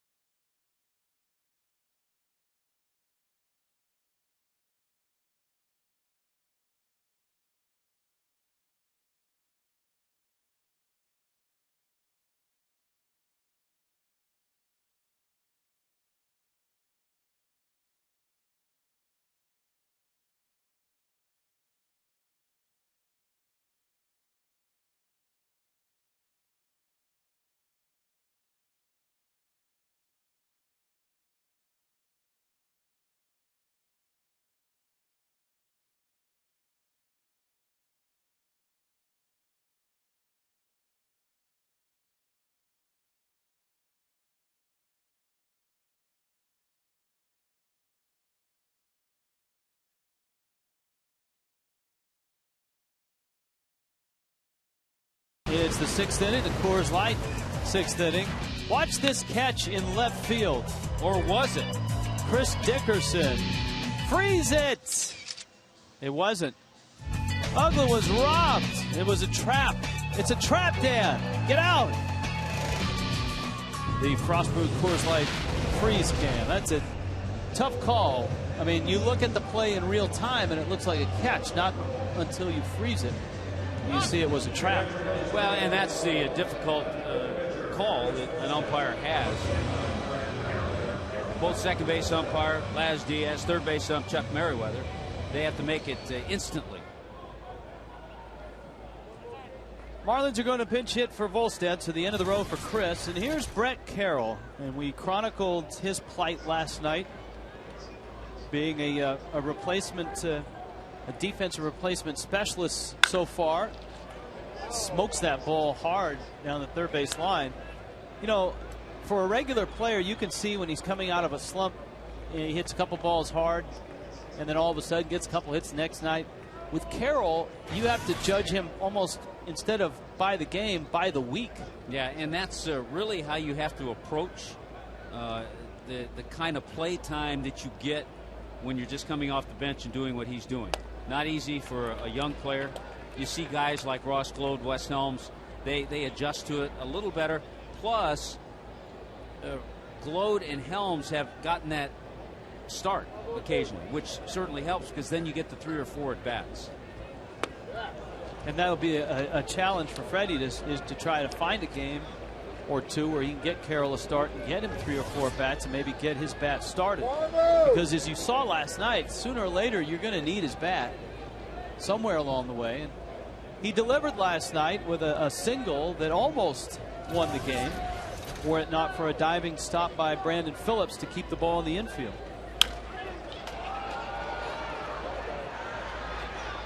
And so Carroll gets the pinch hit against Volquez, and he's trying to knock the rust off against a guy that's got a 93, 94 mile-an-hour fastball with movement and a deadly changeup. Yeah, not too easy to do. You sit over there on the bench and you watch and see what he's throwing, and then you have to go up there and try to deliver.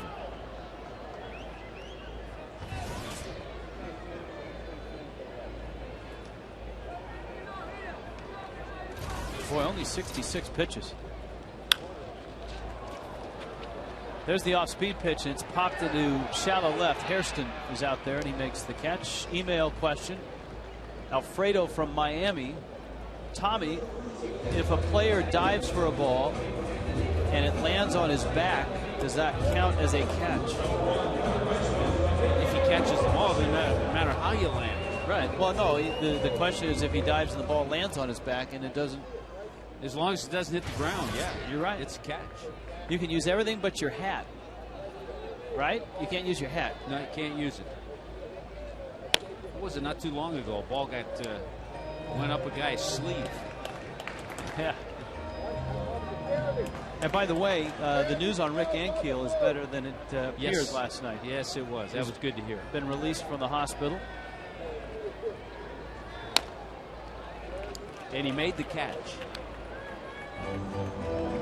in his collision with the wall. Jordan from Coral Springs. Ryan Zimmerman has a 23-game hit streak going. What's the longest hit streak by a Marlin player in Marlins history? That's I was not around for that. You were. Bonifacio takes outside. Exciting. Luis Castillo. It was one of those things that the ball club wasn't playing real well, but it was fun to come to the ballpark every night and see if Luis Castillo could continue the hit streak.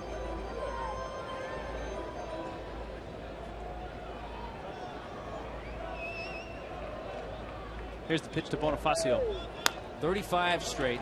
And if my memory, and I challenge this often, my memory, but I believe the night it was broken, he was hitless, but he was on deck when the game, and I think it was Tim Raines, hit a sac fly to win the game. And so the game was over, so Luis Castillo was on deck, and that was it. The streak was over. Here's Baker. You sold it well, like it's right. Yeah, I think that was. The more I started talking about it, the more that it started to come back to me. I can text Boog if you want. I'm sure he remembers. He remembers all this. Baker at the plate. Bonifacio's at first. And Volquez throws a strike. And it's 0-1. By the way, the interesting thing about Zimmerman, who had 2 hits today, is that game was suspended after 11 innings. But the statistics count. And the score of that game was 10-10. That was a seesaw battle with a big seesaw. Wow. 10-10, and they played 11.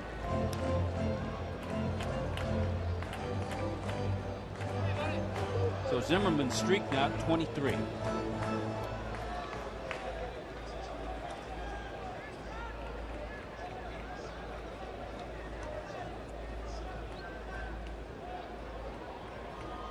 Bonifacio's at first, 1 out here in the 6th. Baker went after it, and it gets to the screen. And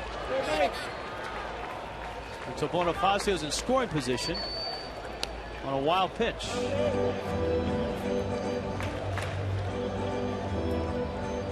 But it's strike 2.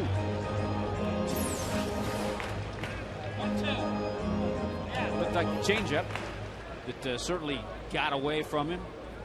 Unfortunately, Bake committed to it, but Bonifacio got to second base easily.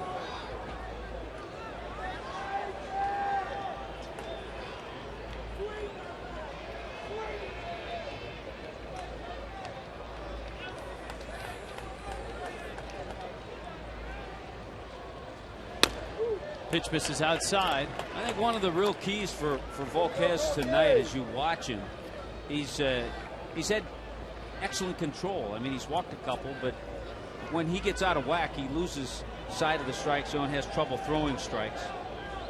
But tonight, control of the fastball, changeup, went back-to-back on changeups there, 2 in a row to Baker. And again. So 3 straight changeups. That gives you an example of how he feels about that pitch.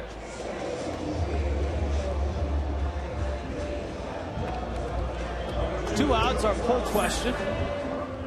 Which road trip would you most like to go on? Philly, New York, Toronto, Boston, San Francisco, Arizona, San Diego, and Los Angeles. Well, what's wrong with Colorado and Milwaukee? How come that didn't make the list? What about Pittsburgh, Cincinnati?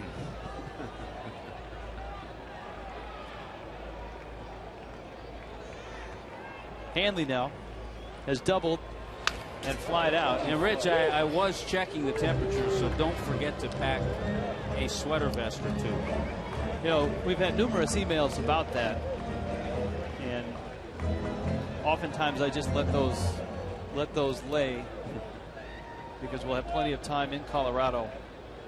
And it might be a little chilly in Milwaukee, even though they may close the roof. Even though you're inside, it's still chilly getting inside.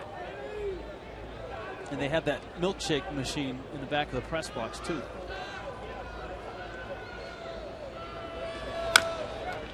With all the accoutrements that go along with that, too. Just like the batting circle. It's a, you know, if you are on a diet and you're a member of the press, Milwaukee's not a good place to go because they have the brats back there. Yeah. With the special red sauce. The special secret sauce. And the milkshake machine. With the hot fudge and the sprinkles. Marshmallows. Bonifacio at second. Volquez has been tough.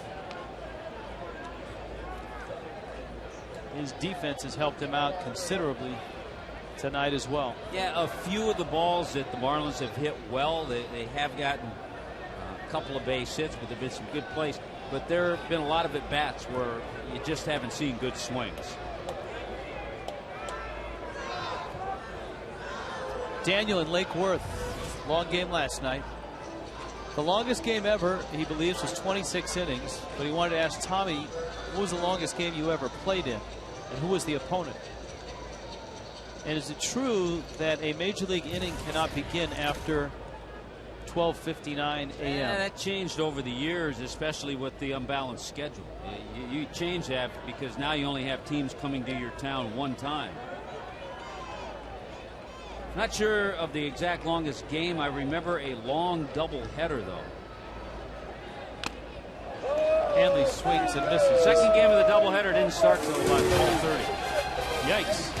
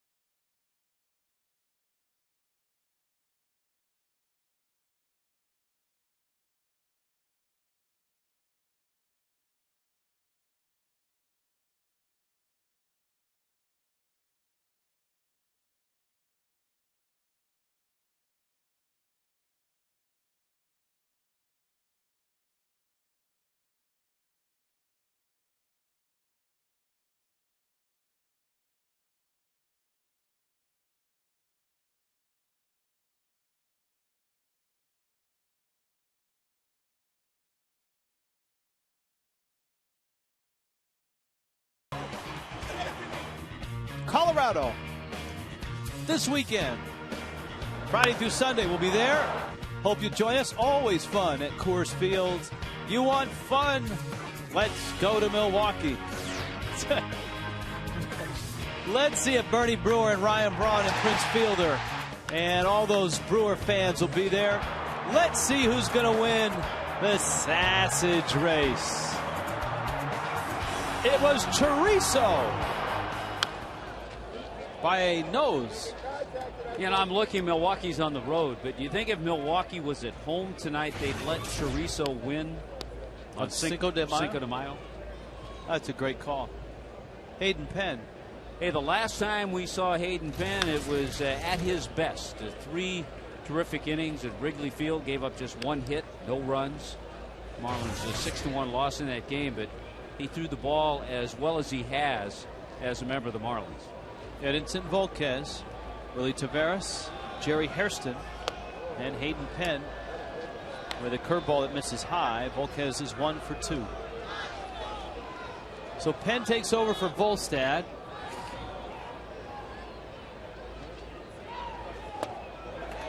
Snapped off a great curveball. We checked in with Craig Minervini. Craig? Thank you very much, Richard. It's Cinco de Mayo. Several fans here. We're going to put them even in a more festive mood. There you go. And you want to take that? All right. The big party was set up. You set up this party? Yeah. I don't believe it. This guy's 9 years old. They're from Plantation, Cinco de Mayo here. Good Marlin fans. Go on, fans. I'm the biggest Marlins fan ever. Yeah. Hanley Ramirez, best player ever. Now, what's so special about the Cinco de Mayo this year? Oh, it's just so much fun. It's amazing. All right, well, that's very well put. All right, Cinco de Mayo. Be sure to grab some ice-cold Corona or Corona Light, the perfect holiday from Mexico's favorite beer. And like these people know very well, relax responsibly. Does this hat look better on me or Frank? That's the. Was this the same one Frank was wearing? I think it looked best on Bobby Dorfman last night. It looked really good on Bobby, yeah. Out to center field. Amezga makes the catch. And so there are 2 outs. Go ahead.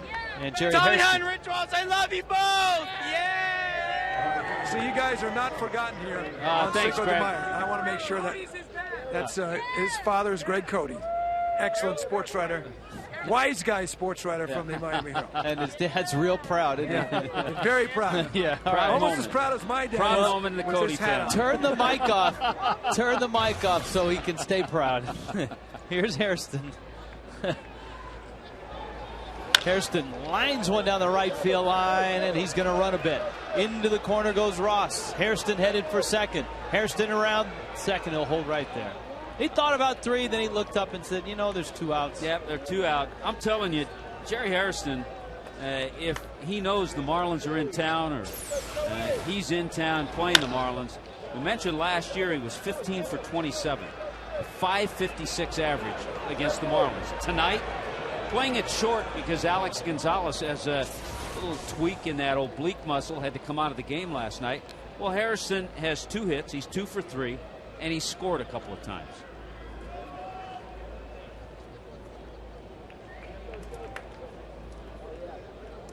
Marlins want no part of Votto, but Phillips is no bargain behind him. And we dive back into our emails. Rich and Tommy, Marlin fan here in Orlando. Always follow the fish. 2 questions. Wondering how you and Tommy felt about this. I know Logan Morrison is injured, but when he comes back, do you think he might be a good move to call him up if Cameron Maybin is still struggling and put him out in left field, move the outfielders around? Well, first of all, once he gets back, he was hit by a pitch, second or third game of the season. He's got to get some playing time, and he needs a year in the minor leagues. And I think from what we saw and in talking to the coaches and to Freddie, they love Logan Morrison, his swing and the type of player he is, the approach that he has, very hard worker. So I'm sure if not this year, next year sometime we could see Logan Morrison. Second part of his question, Brent Sickbile. Would Sickbile be better served for the Marlins if they made him a reliever? And might he be able to help the bullpen this year? That's tough. That's always a tough decision an organization has to make, especially with a guy who has always been a starter. But there comes a time that you have to make that decision. And if you're a young pitcher and you realize that's your fastest track to the big leagues, then you accept it and go for it.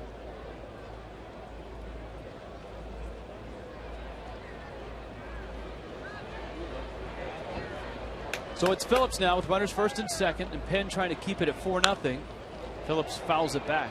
I wanted to comment a little bit on the job of Chris Volstad tonight. It wasn't his best game, but again, he finds a way to keep it reasonably close. He did give up 4 runs, but he got 6 innings.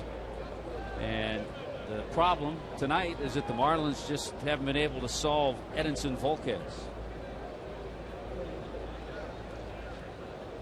Unfortunately for Chris, 3 walks, 2 of those walks scored. And that seems to always happen. Of the 4 runs he gave up, 3 were earned. He struck out 5 and gave up 7 hits. So it's going to be 18 straight games that a Marlins starter does not get a win.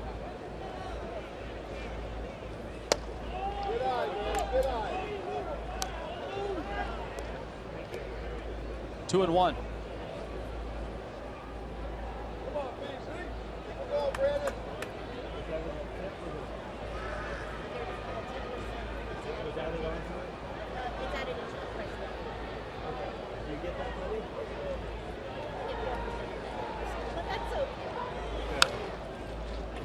Good fastball. And it's 2-2. Reds and Marlins just for 2. 4-game series awaits these 2 clubs in September. So the Marlins have the Braves coming to town for 2. Yeah, the Braves are in Atlanta trailing the Mets right now 2-0 in the 7th inning.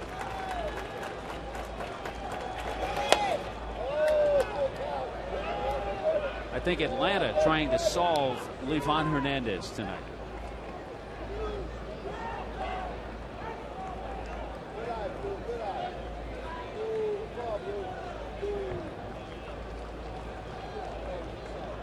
Yeah, Livan, a 6-hit shutout right now in his 6 innings. Full count, runners will be on the move. There they go. Here's the pitch. There it goes. Deep left field. I mean, deep left field. Down the line. And gone.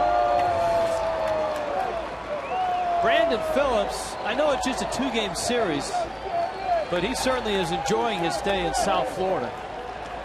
Goodness. He's not going to want to leave. I mean, he has played his usual Gold Glove defense. His 3rd hit tonight. He has 6 RBIs in the ballgame. High fastball right there. And as soon as he hits it, puts the head down, he knows where it's going. One more little peek just to see if it got to the upper deck. Into right field, a base hit by Jay Bruce. So Brandon Phillips is 3 for 4, 6 RBIs.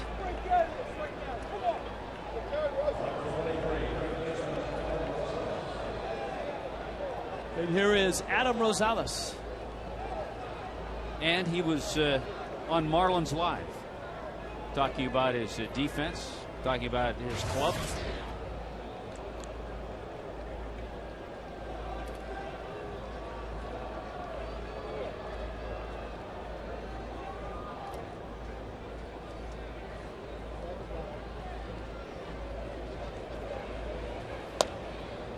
There's a strike. Jason from Weston with this email. Yesterday I was at the game for all 14 innings. But in the power alley I saw someone putting the cues up over the side on the railing. My dad and I were arguing what they stood for. He said it's for quality outs with runners in scoring position. Rich and Tommy, is Dad always right? Not in this case. Throw to first. We'll explain when we return. Brandon Phillips with a 3-run homer, and the Reds have stretched their lead.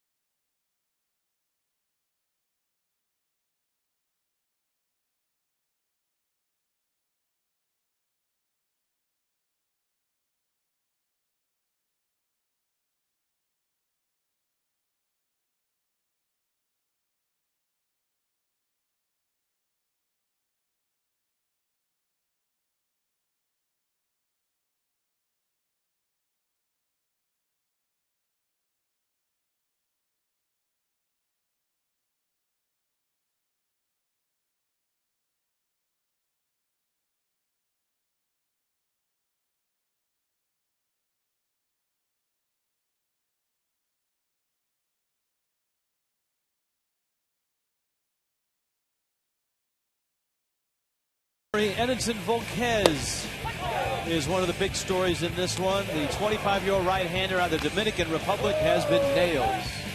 Yeah, the game summary of this one, all you have to do is show Edinson Volquez and Brandon Phillips. Phillips has tied his career high with 6 RBIs, got 2 on that base hit there, and then picked up 3 more with a big blast last inning off Hayden Penn. So 3rd time in his career, Brandon Phillips has had a 6 RBI night. 7 runs, 10 hits for the Reds. The Marlins have just 2 hits. And here is Cantu. And just to answer the question about the cues, those are for quick outs. Whenever a Marlins pitcher gets an out on, what is it, 3 pitches or less? 3 pitches or less.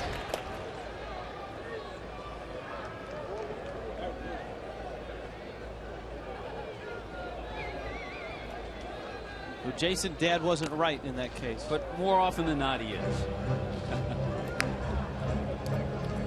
Geico quote of the night comes from Jorge Cantu, who put in motion the play that won the game last night. We need 9 guys to win a ball game regardless. That's how we look at it around here. We don't see one player better than the other. And that, of course, yesterday coming after he was named National League Player of the Week as well.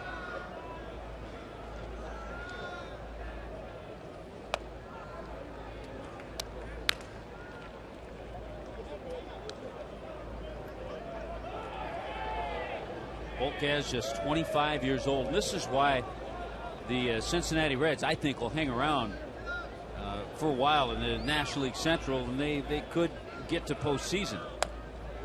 Johnny Cueto, Volquez. We saw Harang last night. Bronson Arroyo, Micah Owings. That's their starting 5. It's a pretty good starting 5. It's Email Tuesday, and what Email Tuesday wouldn't be complete without the angry emailer? Tommy, I blame you for the defense. I blame you for the D-League Grand Slam. Myself, a friend, are convinced whenever you say something, you always jinx it. Please let Rich talk when someone is doing well. Now, come on, Matt. Hey, Matt, I guess I'll just go home then and not talk anymore.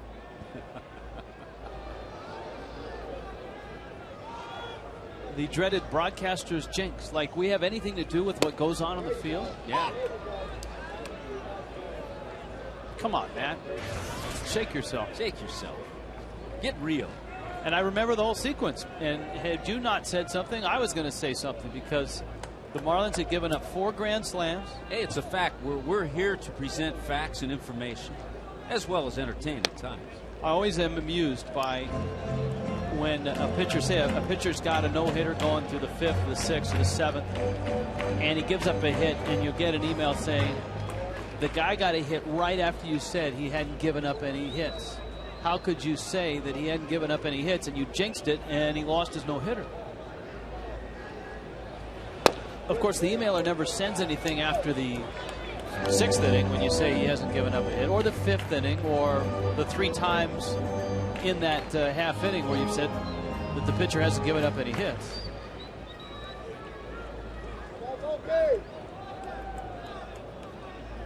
Lee came to the plate. Tommy said Marlins had given up 4 grand slams.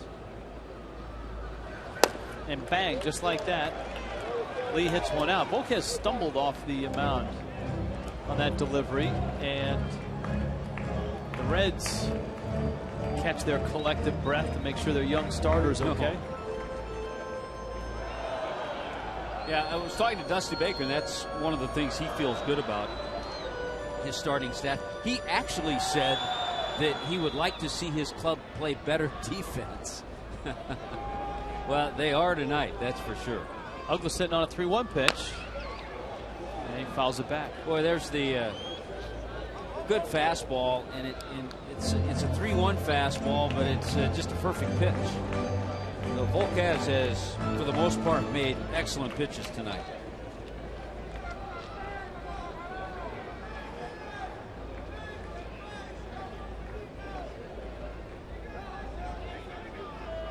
Full count.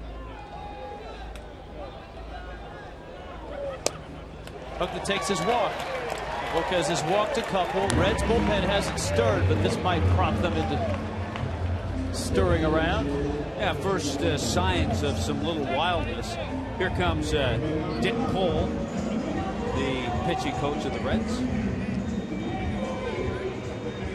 Back to our emails. Brendan from Orlando wondering who was the MVP for the Marlins in the World Series in 2003. Who's the MVP in that World Series? Josh Beckett. There you go. Anytime you pitch a World Series winning shutout on the road, you know, I saw the manager who made that decision to pitch Josh Beckett in that game. Saw Jack McKeon tonight. He's in town. He's gonna go up and see Andrew Miller pitch tomorrow. He's gonna pitch in a Florida State League game. Get a chance to see some of the players. He kind of follows the minor leagues around, checks in on the young stars.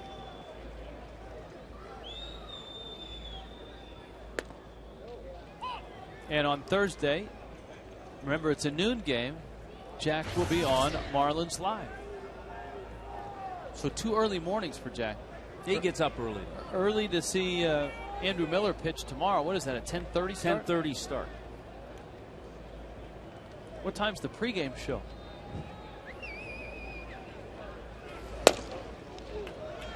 Oquez just missed. Jack said he still gets his 2 or 3 mile walk in all the time. Looks good.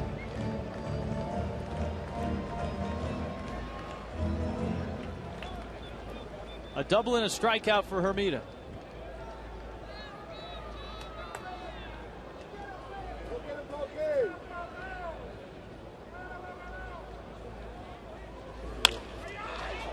And that's just foul.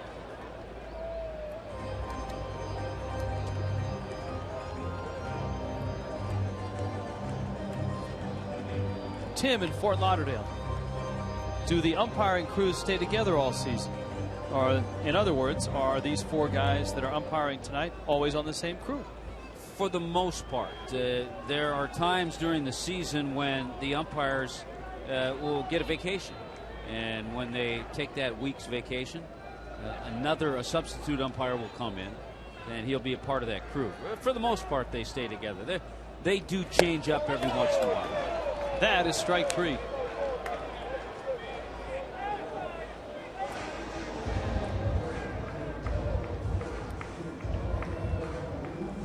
Fans, make plans to bring your summer camp out to a Marlins Camp Day in 2009. Camp Day is Wednesday, July 1st.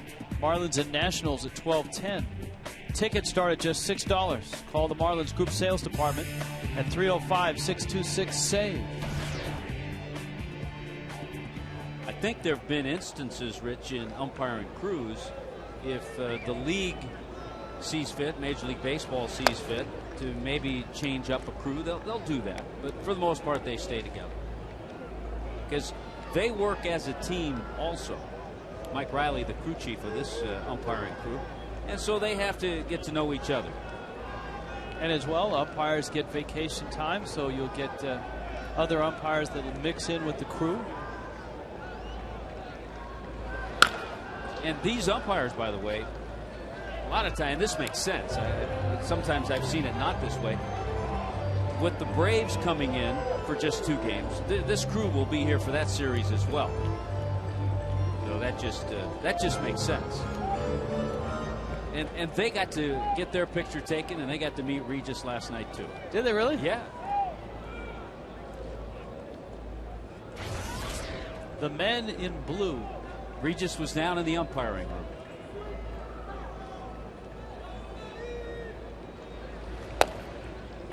The umpiring room, if you've ever been in one, it's an interesting place. It's a mini locker room, and each umpire travels with a big case that has it's huge. His home plate equipment. You know, the shin guards, chest protector, mask, all of that. And the guy that's working home plate is kind of treated like a starting pitcher that day.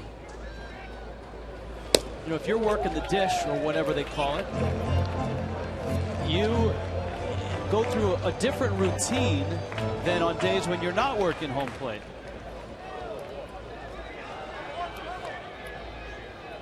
So tonight, Eric Cooper got in his dish routine. So Tom and Rock who take care of the umpires downstairs. They help rub up the baseballs. They rub up the ball. These guys are well attended.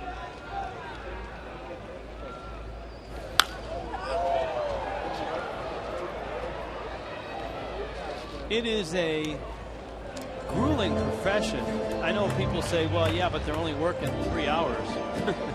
But all the travel that's involved. They do not fly on team charters. No. They fly commercially. And you try going out on your front lawn and standing in the hot or the cold, wherever you live, for 3 hours and just stand there. And paying attention. Closely. Ross strikes out. Volquez walked the first 2 and has struck out the last 2. Yeah, and all of a sudden with the strikeouts, he's just made some perfect pitches. A fastball that just gets that inside corner.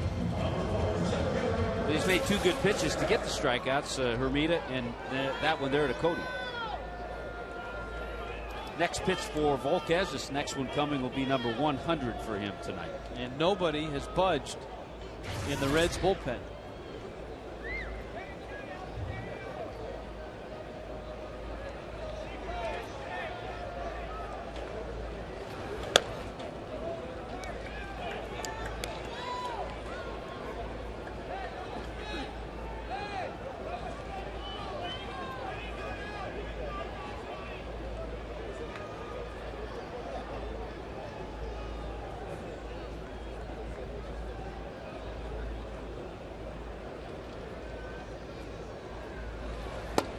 There's a strike.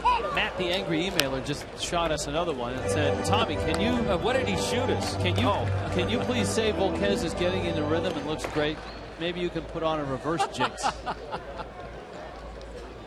I was waiting for the Marlins to get the bases loaded. And then I was going to say, well, it's time for the Marlins to turn the grand slam trick. I think Matt's email also reflects that he's not mad at you, Tommy. He's just frustrated that the Fish are down 7-0. You know, we all get that way, Matt. Rich and Tommy, have there ever been any players that have become umpires? That's from Gary. Yeah, there have. I don't know if they were big league players. I think there were a couple old-timer guys that eventually got to the big leagues. I remember Paul Runge, who's a longtime family. Ed Runge's dad and Brian Runge, his son, now an umpire. Well, Paul Runge played minor league baseball, I believe. Well, how about the Wolves? You've got Randy Wolf, who is pitching in the big leagues. Jim Wolf, his brother, didn't play in the big leagues, but played growing up. I mean, I think all umpires played baseball growing up. It just they haven't been able to get to the major league level as a player, so they figured they'd give it a shot as an umpire.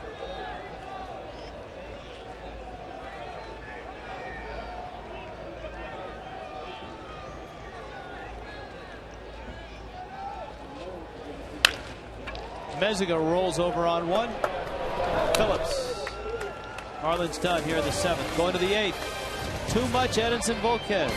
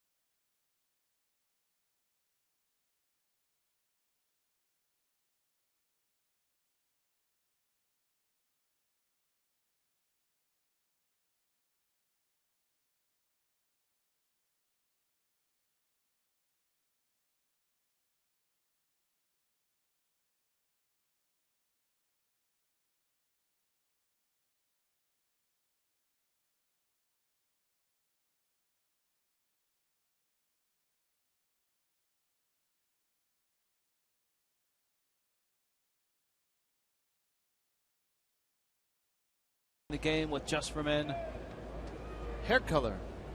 Bob Costas. Here's the pitch.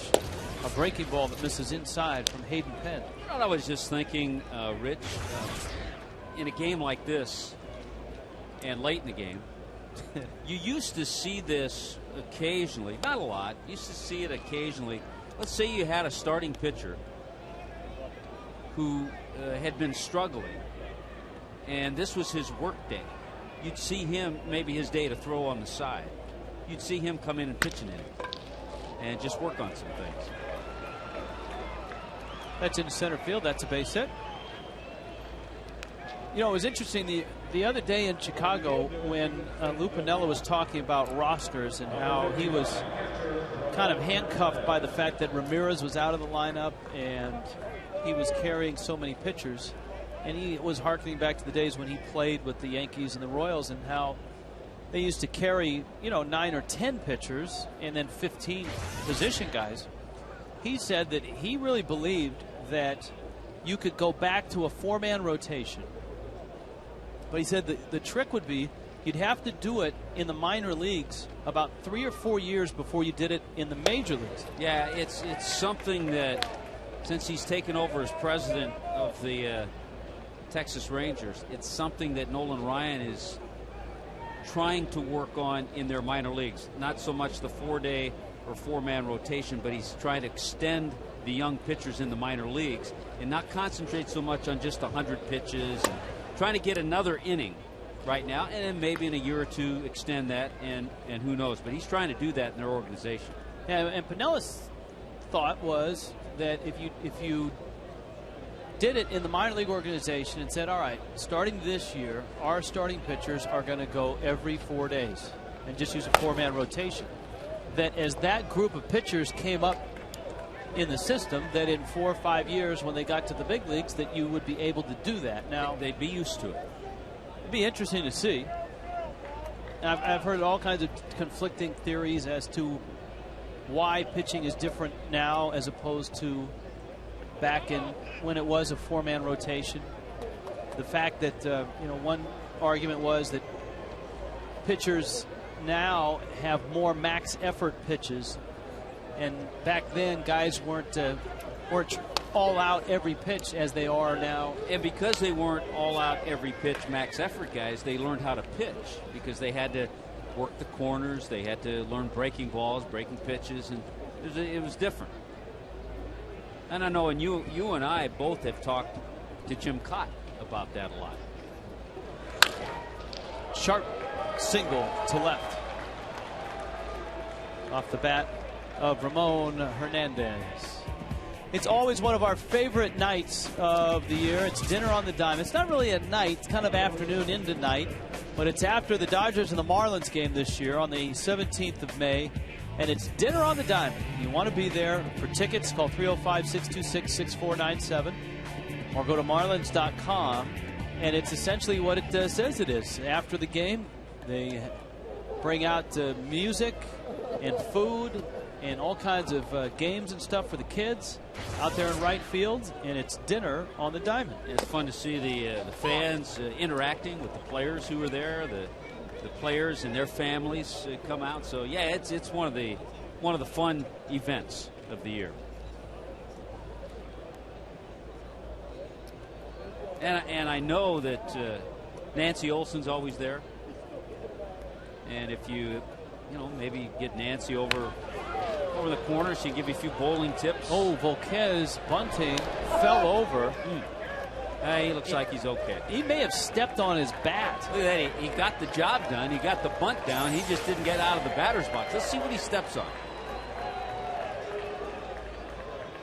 No, he just fell over. He just got his cleats caught. But you know what, though? At least he rolls out of it. Look at that. And he's athletic enough not to get hurt. Yeah, that's a nice bunt. Back to the pitcher. And both runners advance. There's something to be said for an athlete who, when you catch your spikes or feel that you're rolling that ankle, you kind of roll with it so you don't get hurt.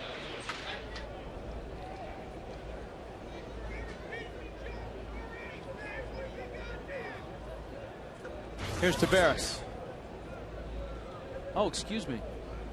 no slight to the McDonald family.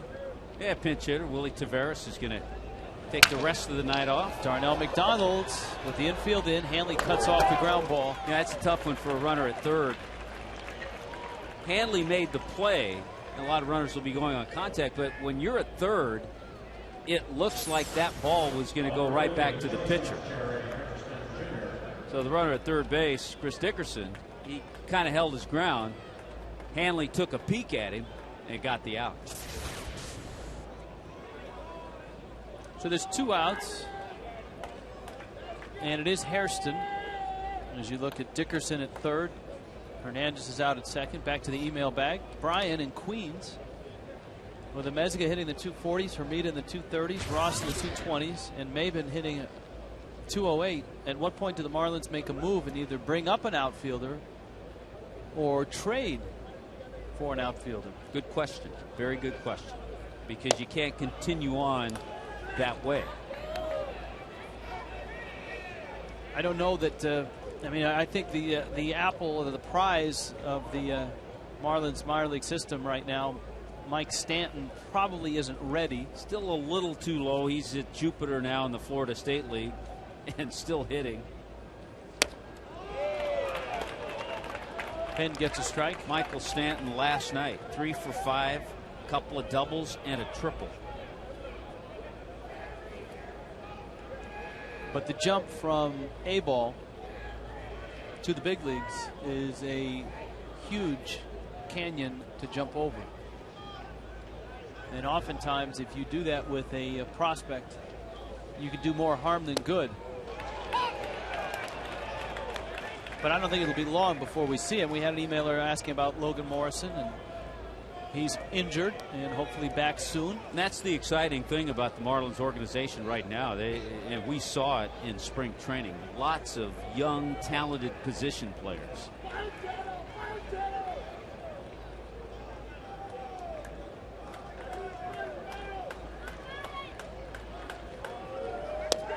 A swing and a miss. Down goes Hairston. Hayden Penn works through the 8th. Marlins down 7-0.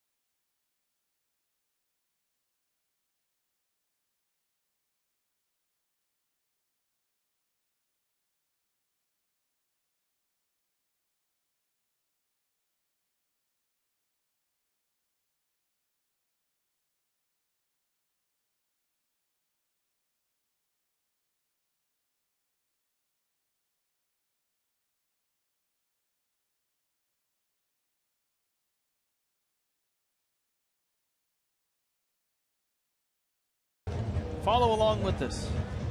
Pencils out, erasers ready. Erase Willie Taveras in center. Put McDonald in.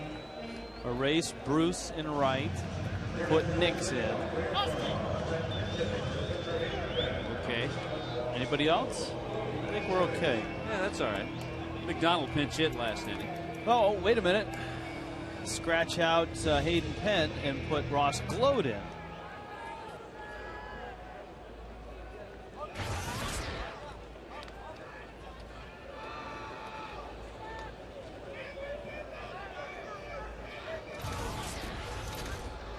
these are the at-bats that are always really tough for an extra man, for anybody really. You're down late in the game because concentration is so much a part of this game, and it's the hardest time to concentrate in these situations. And the veteran, Ross Globe, good concentration and a nice swing. Be interested to see how the Reds handle Volquez here because he's over the 100 pitch mark. Yeah, he's cruising with a shutout. And he went 8 innings his last time out. Well, he had, you talked about how he started last year, Edinson Volquez. He had a stretch starting about mid-April that took him to mid-June where he had 12 consecutive quality starts. That's keeping your club in the game every time you go out there.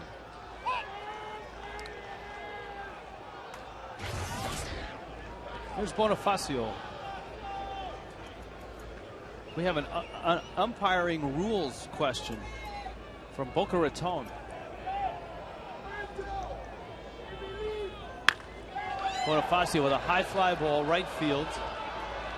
Lance Nix is over and he makes the catch. Michael from Boca.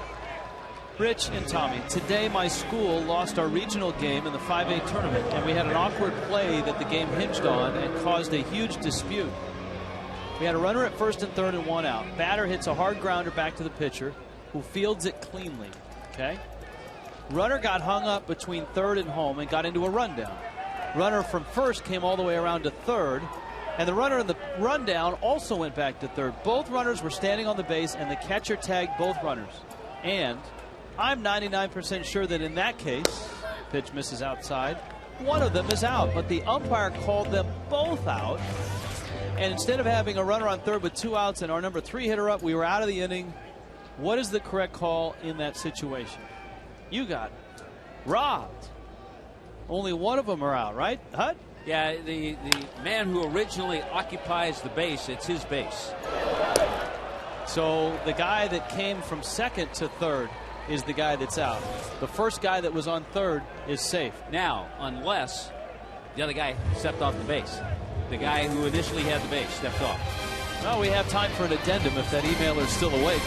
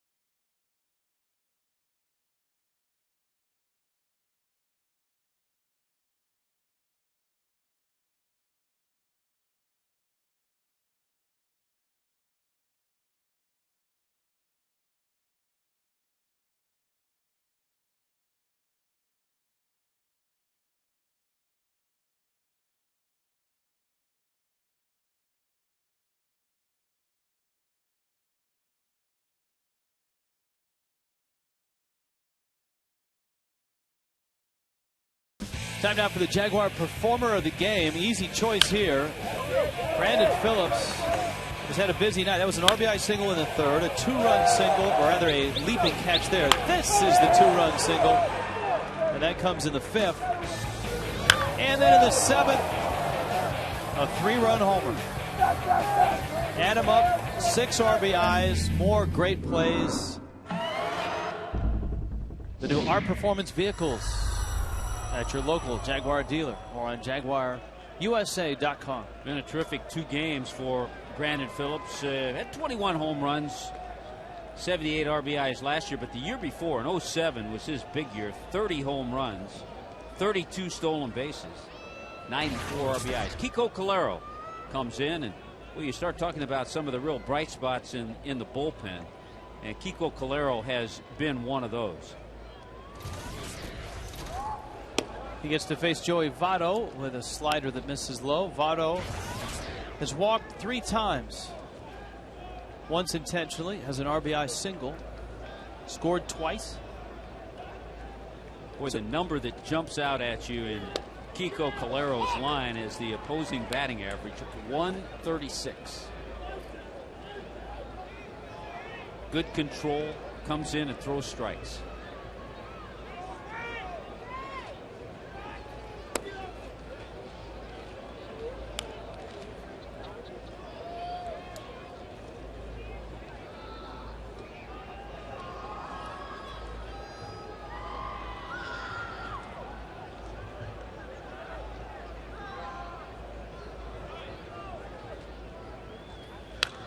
Change up, and it's popped back into the seats. I'm curious now about that play with the 2 guys at third base. Occasionally you will see that if the guy who was occupying the base, if he jumps off the bag, and you see, that's why a lot of times infielders will tag both guys. Right. But you have to stay on the base.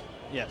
So Michael, if you're still with us up in Boca, let us know how that happened. Did one of the runners step off thinking he was out? Yeah, that's what happened. The other guy sometimes. was safe. Lined into the gap. Boy, this guy can hit. Over to cut it off. As Mexico, Votto's got another hit. He's got a couple on the night. And the Reds continue their onslaught. This question from a trucker. Do you think the Major League draft is flawed by the way it is set up? Certain teams won't draft players due to signability, thus they don't get the best player. Isn't the draft organized so that the worst teams get the top picks so that they will improve? For example, Steven Strasburg is rumored to want $15 million to sign since he's a Boris client, and the Nats may pass on him. I totally agree. I think there should be a cap on the money when you draft guys. Not necessarily during the season for players, but I think that email is absolutely right, and because of that, a lot of teams don't draft guys because they feel they can't sign them. And so thus they don't get the best player in the draft. And the Nats didn't even draft their pick last year. And I think now if you don't sign your pick, you get what? Another pick in the first round the next year, or 2 picks? Yeah, but if you can't sign them, that doesn't do you any good. That just means that pick's going to go to the Yankees or the Red Sox or the Dodgers, or teams that can afford to pay that X amount of millions. So I think there should be a limit on what a first-round draft pick can get. If he's good, he'll make his money down the road. Do you think that's something that will be examined in the next basic agreement between the owners and the players? I think it will. I don't know if it'll change, but I think it should be looked at. I think if you ask the veteran player, I mean, if it's up to the Major League players right now, I think there'd be some players that'd be okay with that.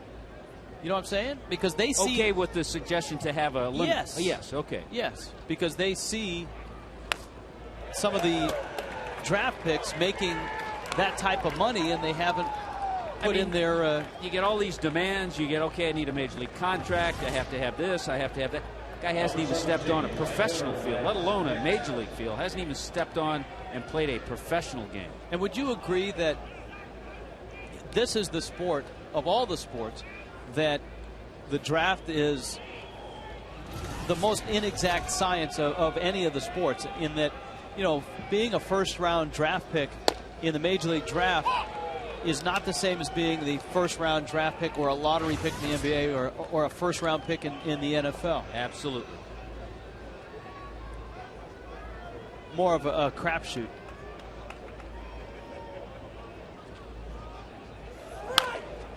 Now, the kid from San Diego State seems like a surefire thing, but you've heard that said about a lot of guys. You know, yeah, I mean, you look at a guy, they say he throws 100 miles an hour. Fine and well. He blows it by college hitters. He's going to have other stuff, too, to blow it by Major League hitters. because they'll catch up to the 100. The next question you ask is, max effort guy, how long is he going to be able to throw 100 miles an hour? Can he pitch? Does he know how to do that? So there are a lot of things that go into it. One advantage I think this kid has over a lot of others is that his head coach is a Hall of Famer.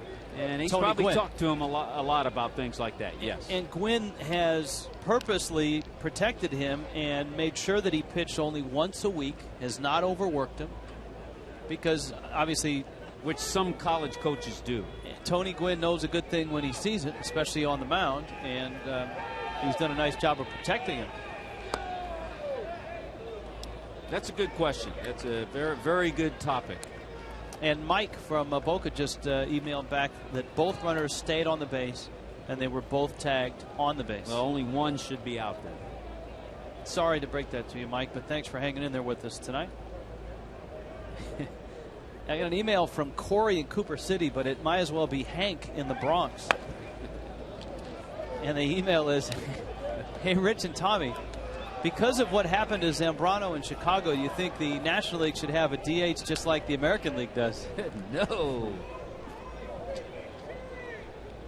No.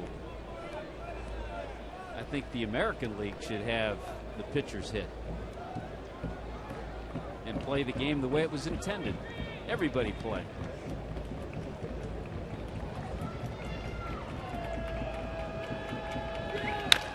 That's a smash, and that's fair. Inside the line. Headed towards third. Votto will hold there. And Lance Nix has himself extra bases. Well, Nick's coming in to get an at-bat, play a little outfield, replacing Jay Bruce, and makes the most of his at-bat with a solid swing.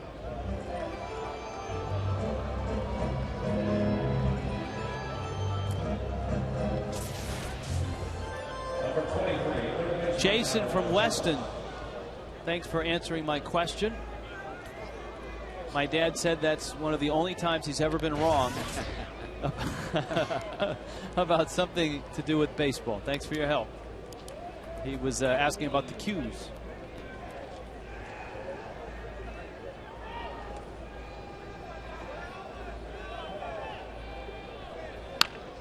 Check swing. And Rosales is out. Cantu steps on the bag. Our Toyota trends for tonight, though this game doesn't look like it's headed to extra innings. The Marlins are 4-1 this year, and they're 20-12 in Freddie's 2+ seasons. It's a pretty good mark. I mean, a lot of those extra inning wins are, not all, but it's the way you position players, manage the game, and I think that says a lot for Freddie.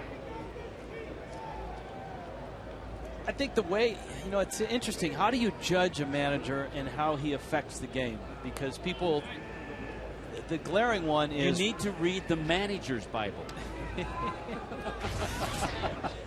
The glaring one is pitching matchups. Did you bring this pitcher in to face this hitter, and did your pitcher get him out? What pinch hitter do you use in this position? Do you bunt? Do you run? And a lot of times it's subtle moves. When do you bring a guy in? When do you not bring a guy in? So much as knowing your personnel. You bring a guy in because you feel he has a better chance to get a hit off this guy. With 2 outs, that ball is going to take Hermida into the corner. And Jeremy makes the catch. Marlins down to their last swings in the ninth.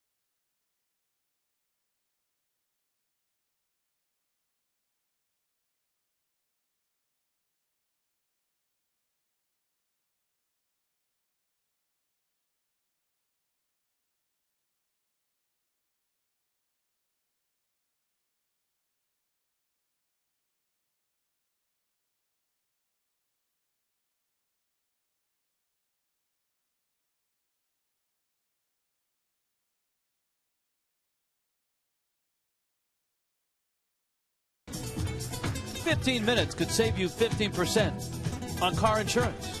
Visit us at geico.com or call 1-800-947-AUTO by Tobacco Free Florida. For more information, visit us on the web at tobaccofreeflorida.com. And by Dodge.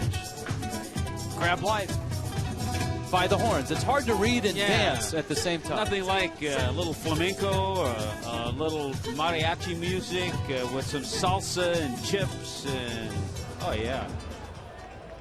Where does our producer John Sulzer get stuff like that? Well, he's a man about town, so he knows where all the happening things are. Nick Massett comes into.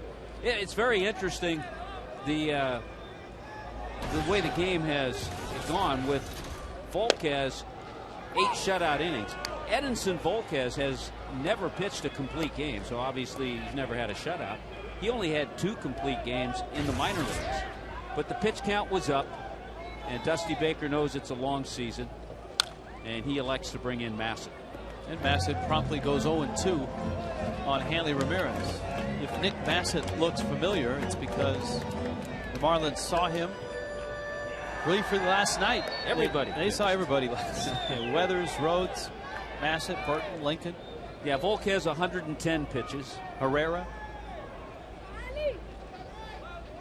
And I think sometimes you're tempted as a manager.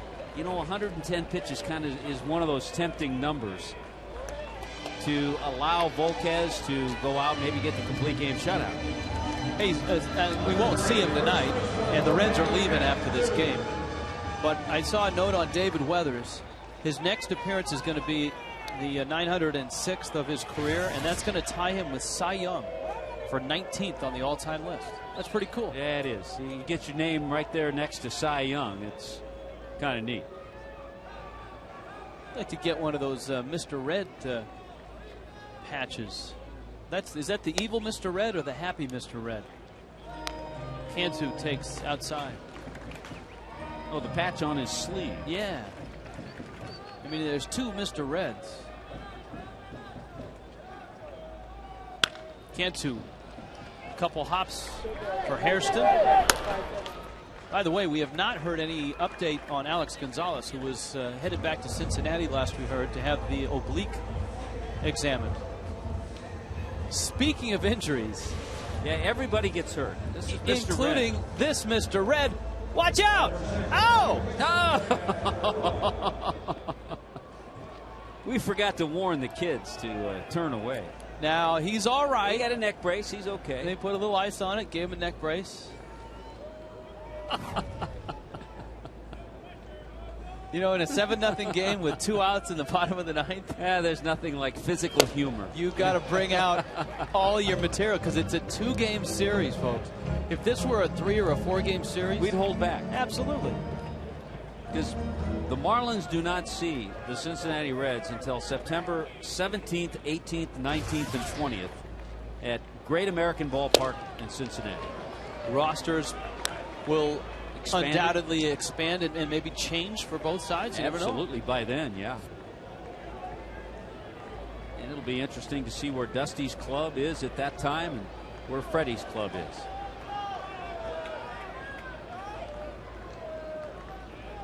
Oh, 2 to Ugla.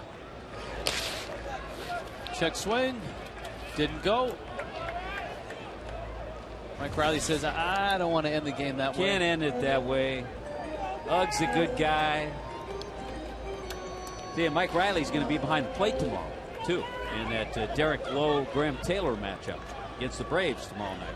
For those of you that are still with us, we've got a treat for you. On Marlins Live, since it's Cinco de Mayo, we will show the amazing Amezaga play. How about that? Swing and a miss. Ugla goes down. And the Reds win it 7-0. They shut out the Marlins. Cincinnati getting their 4th shutout in the last 7 ball games. Impressive stuff. Marlins Live is coming up.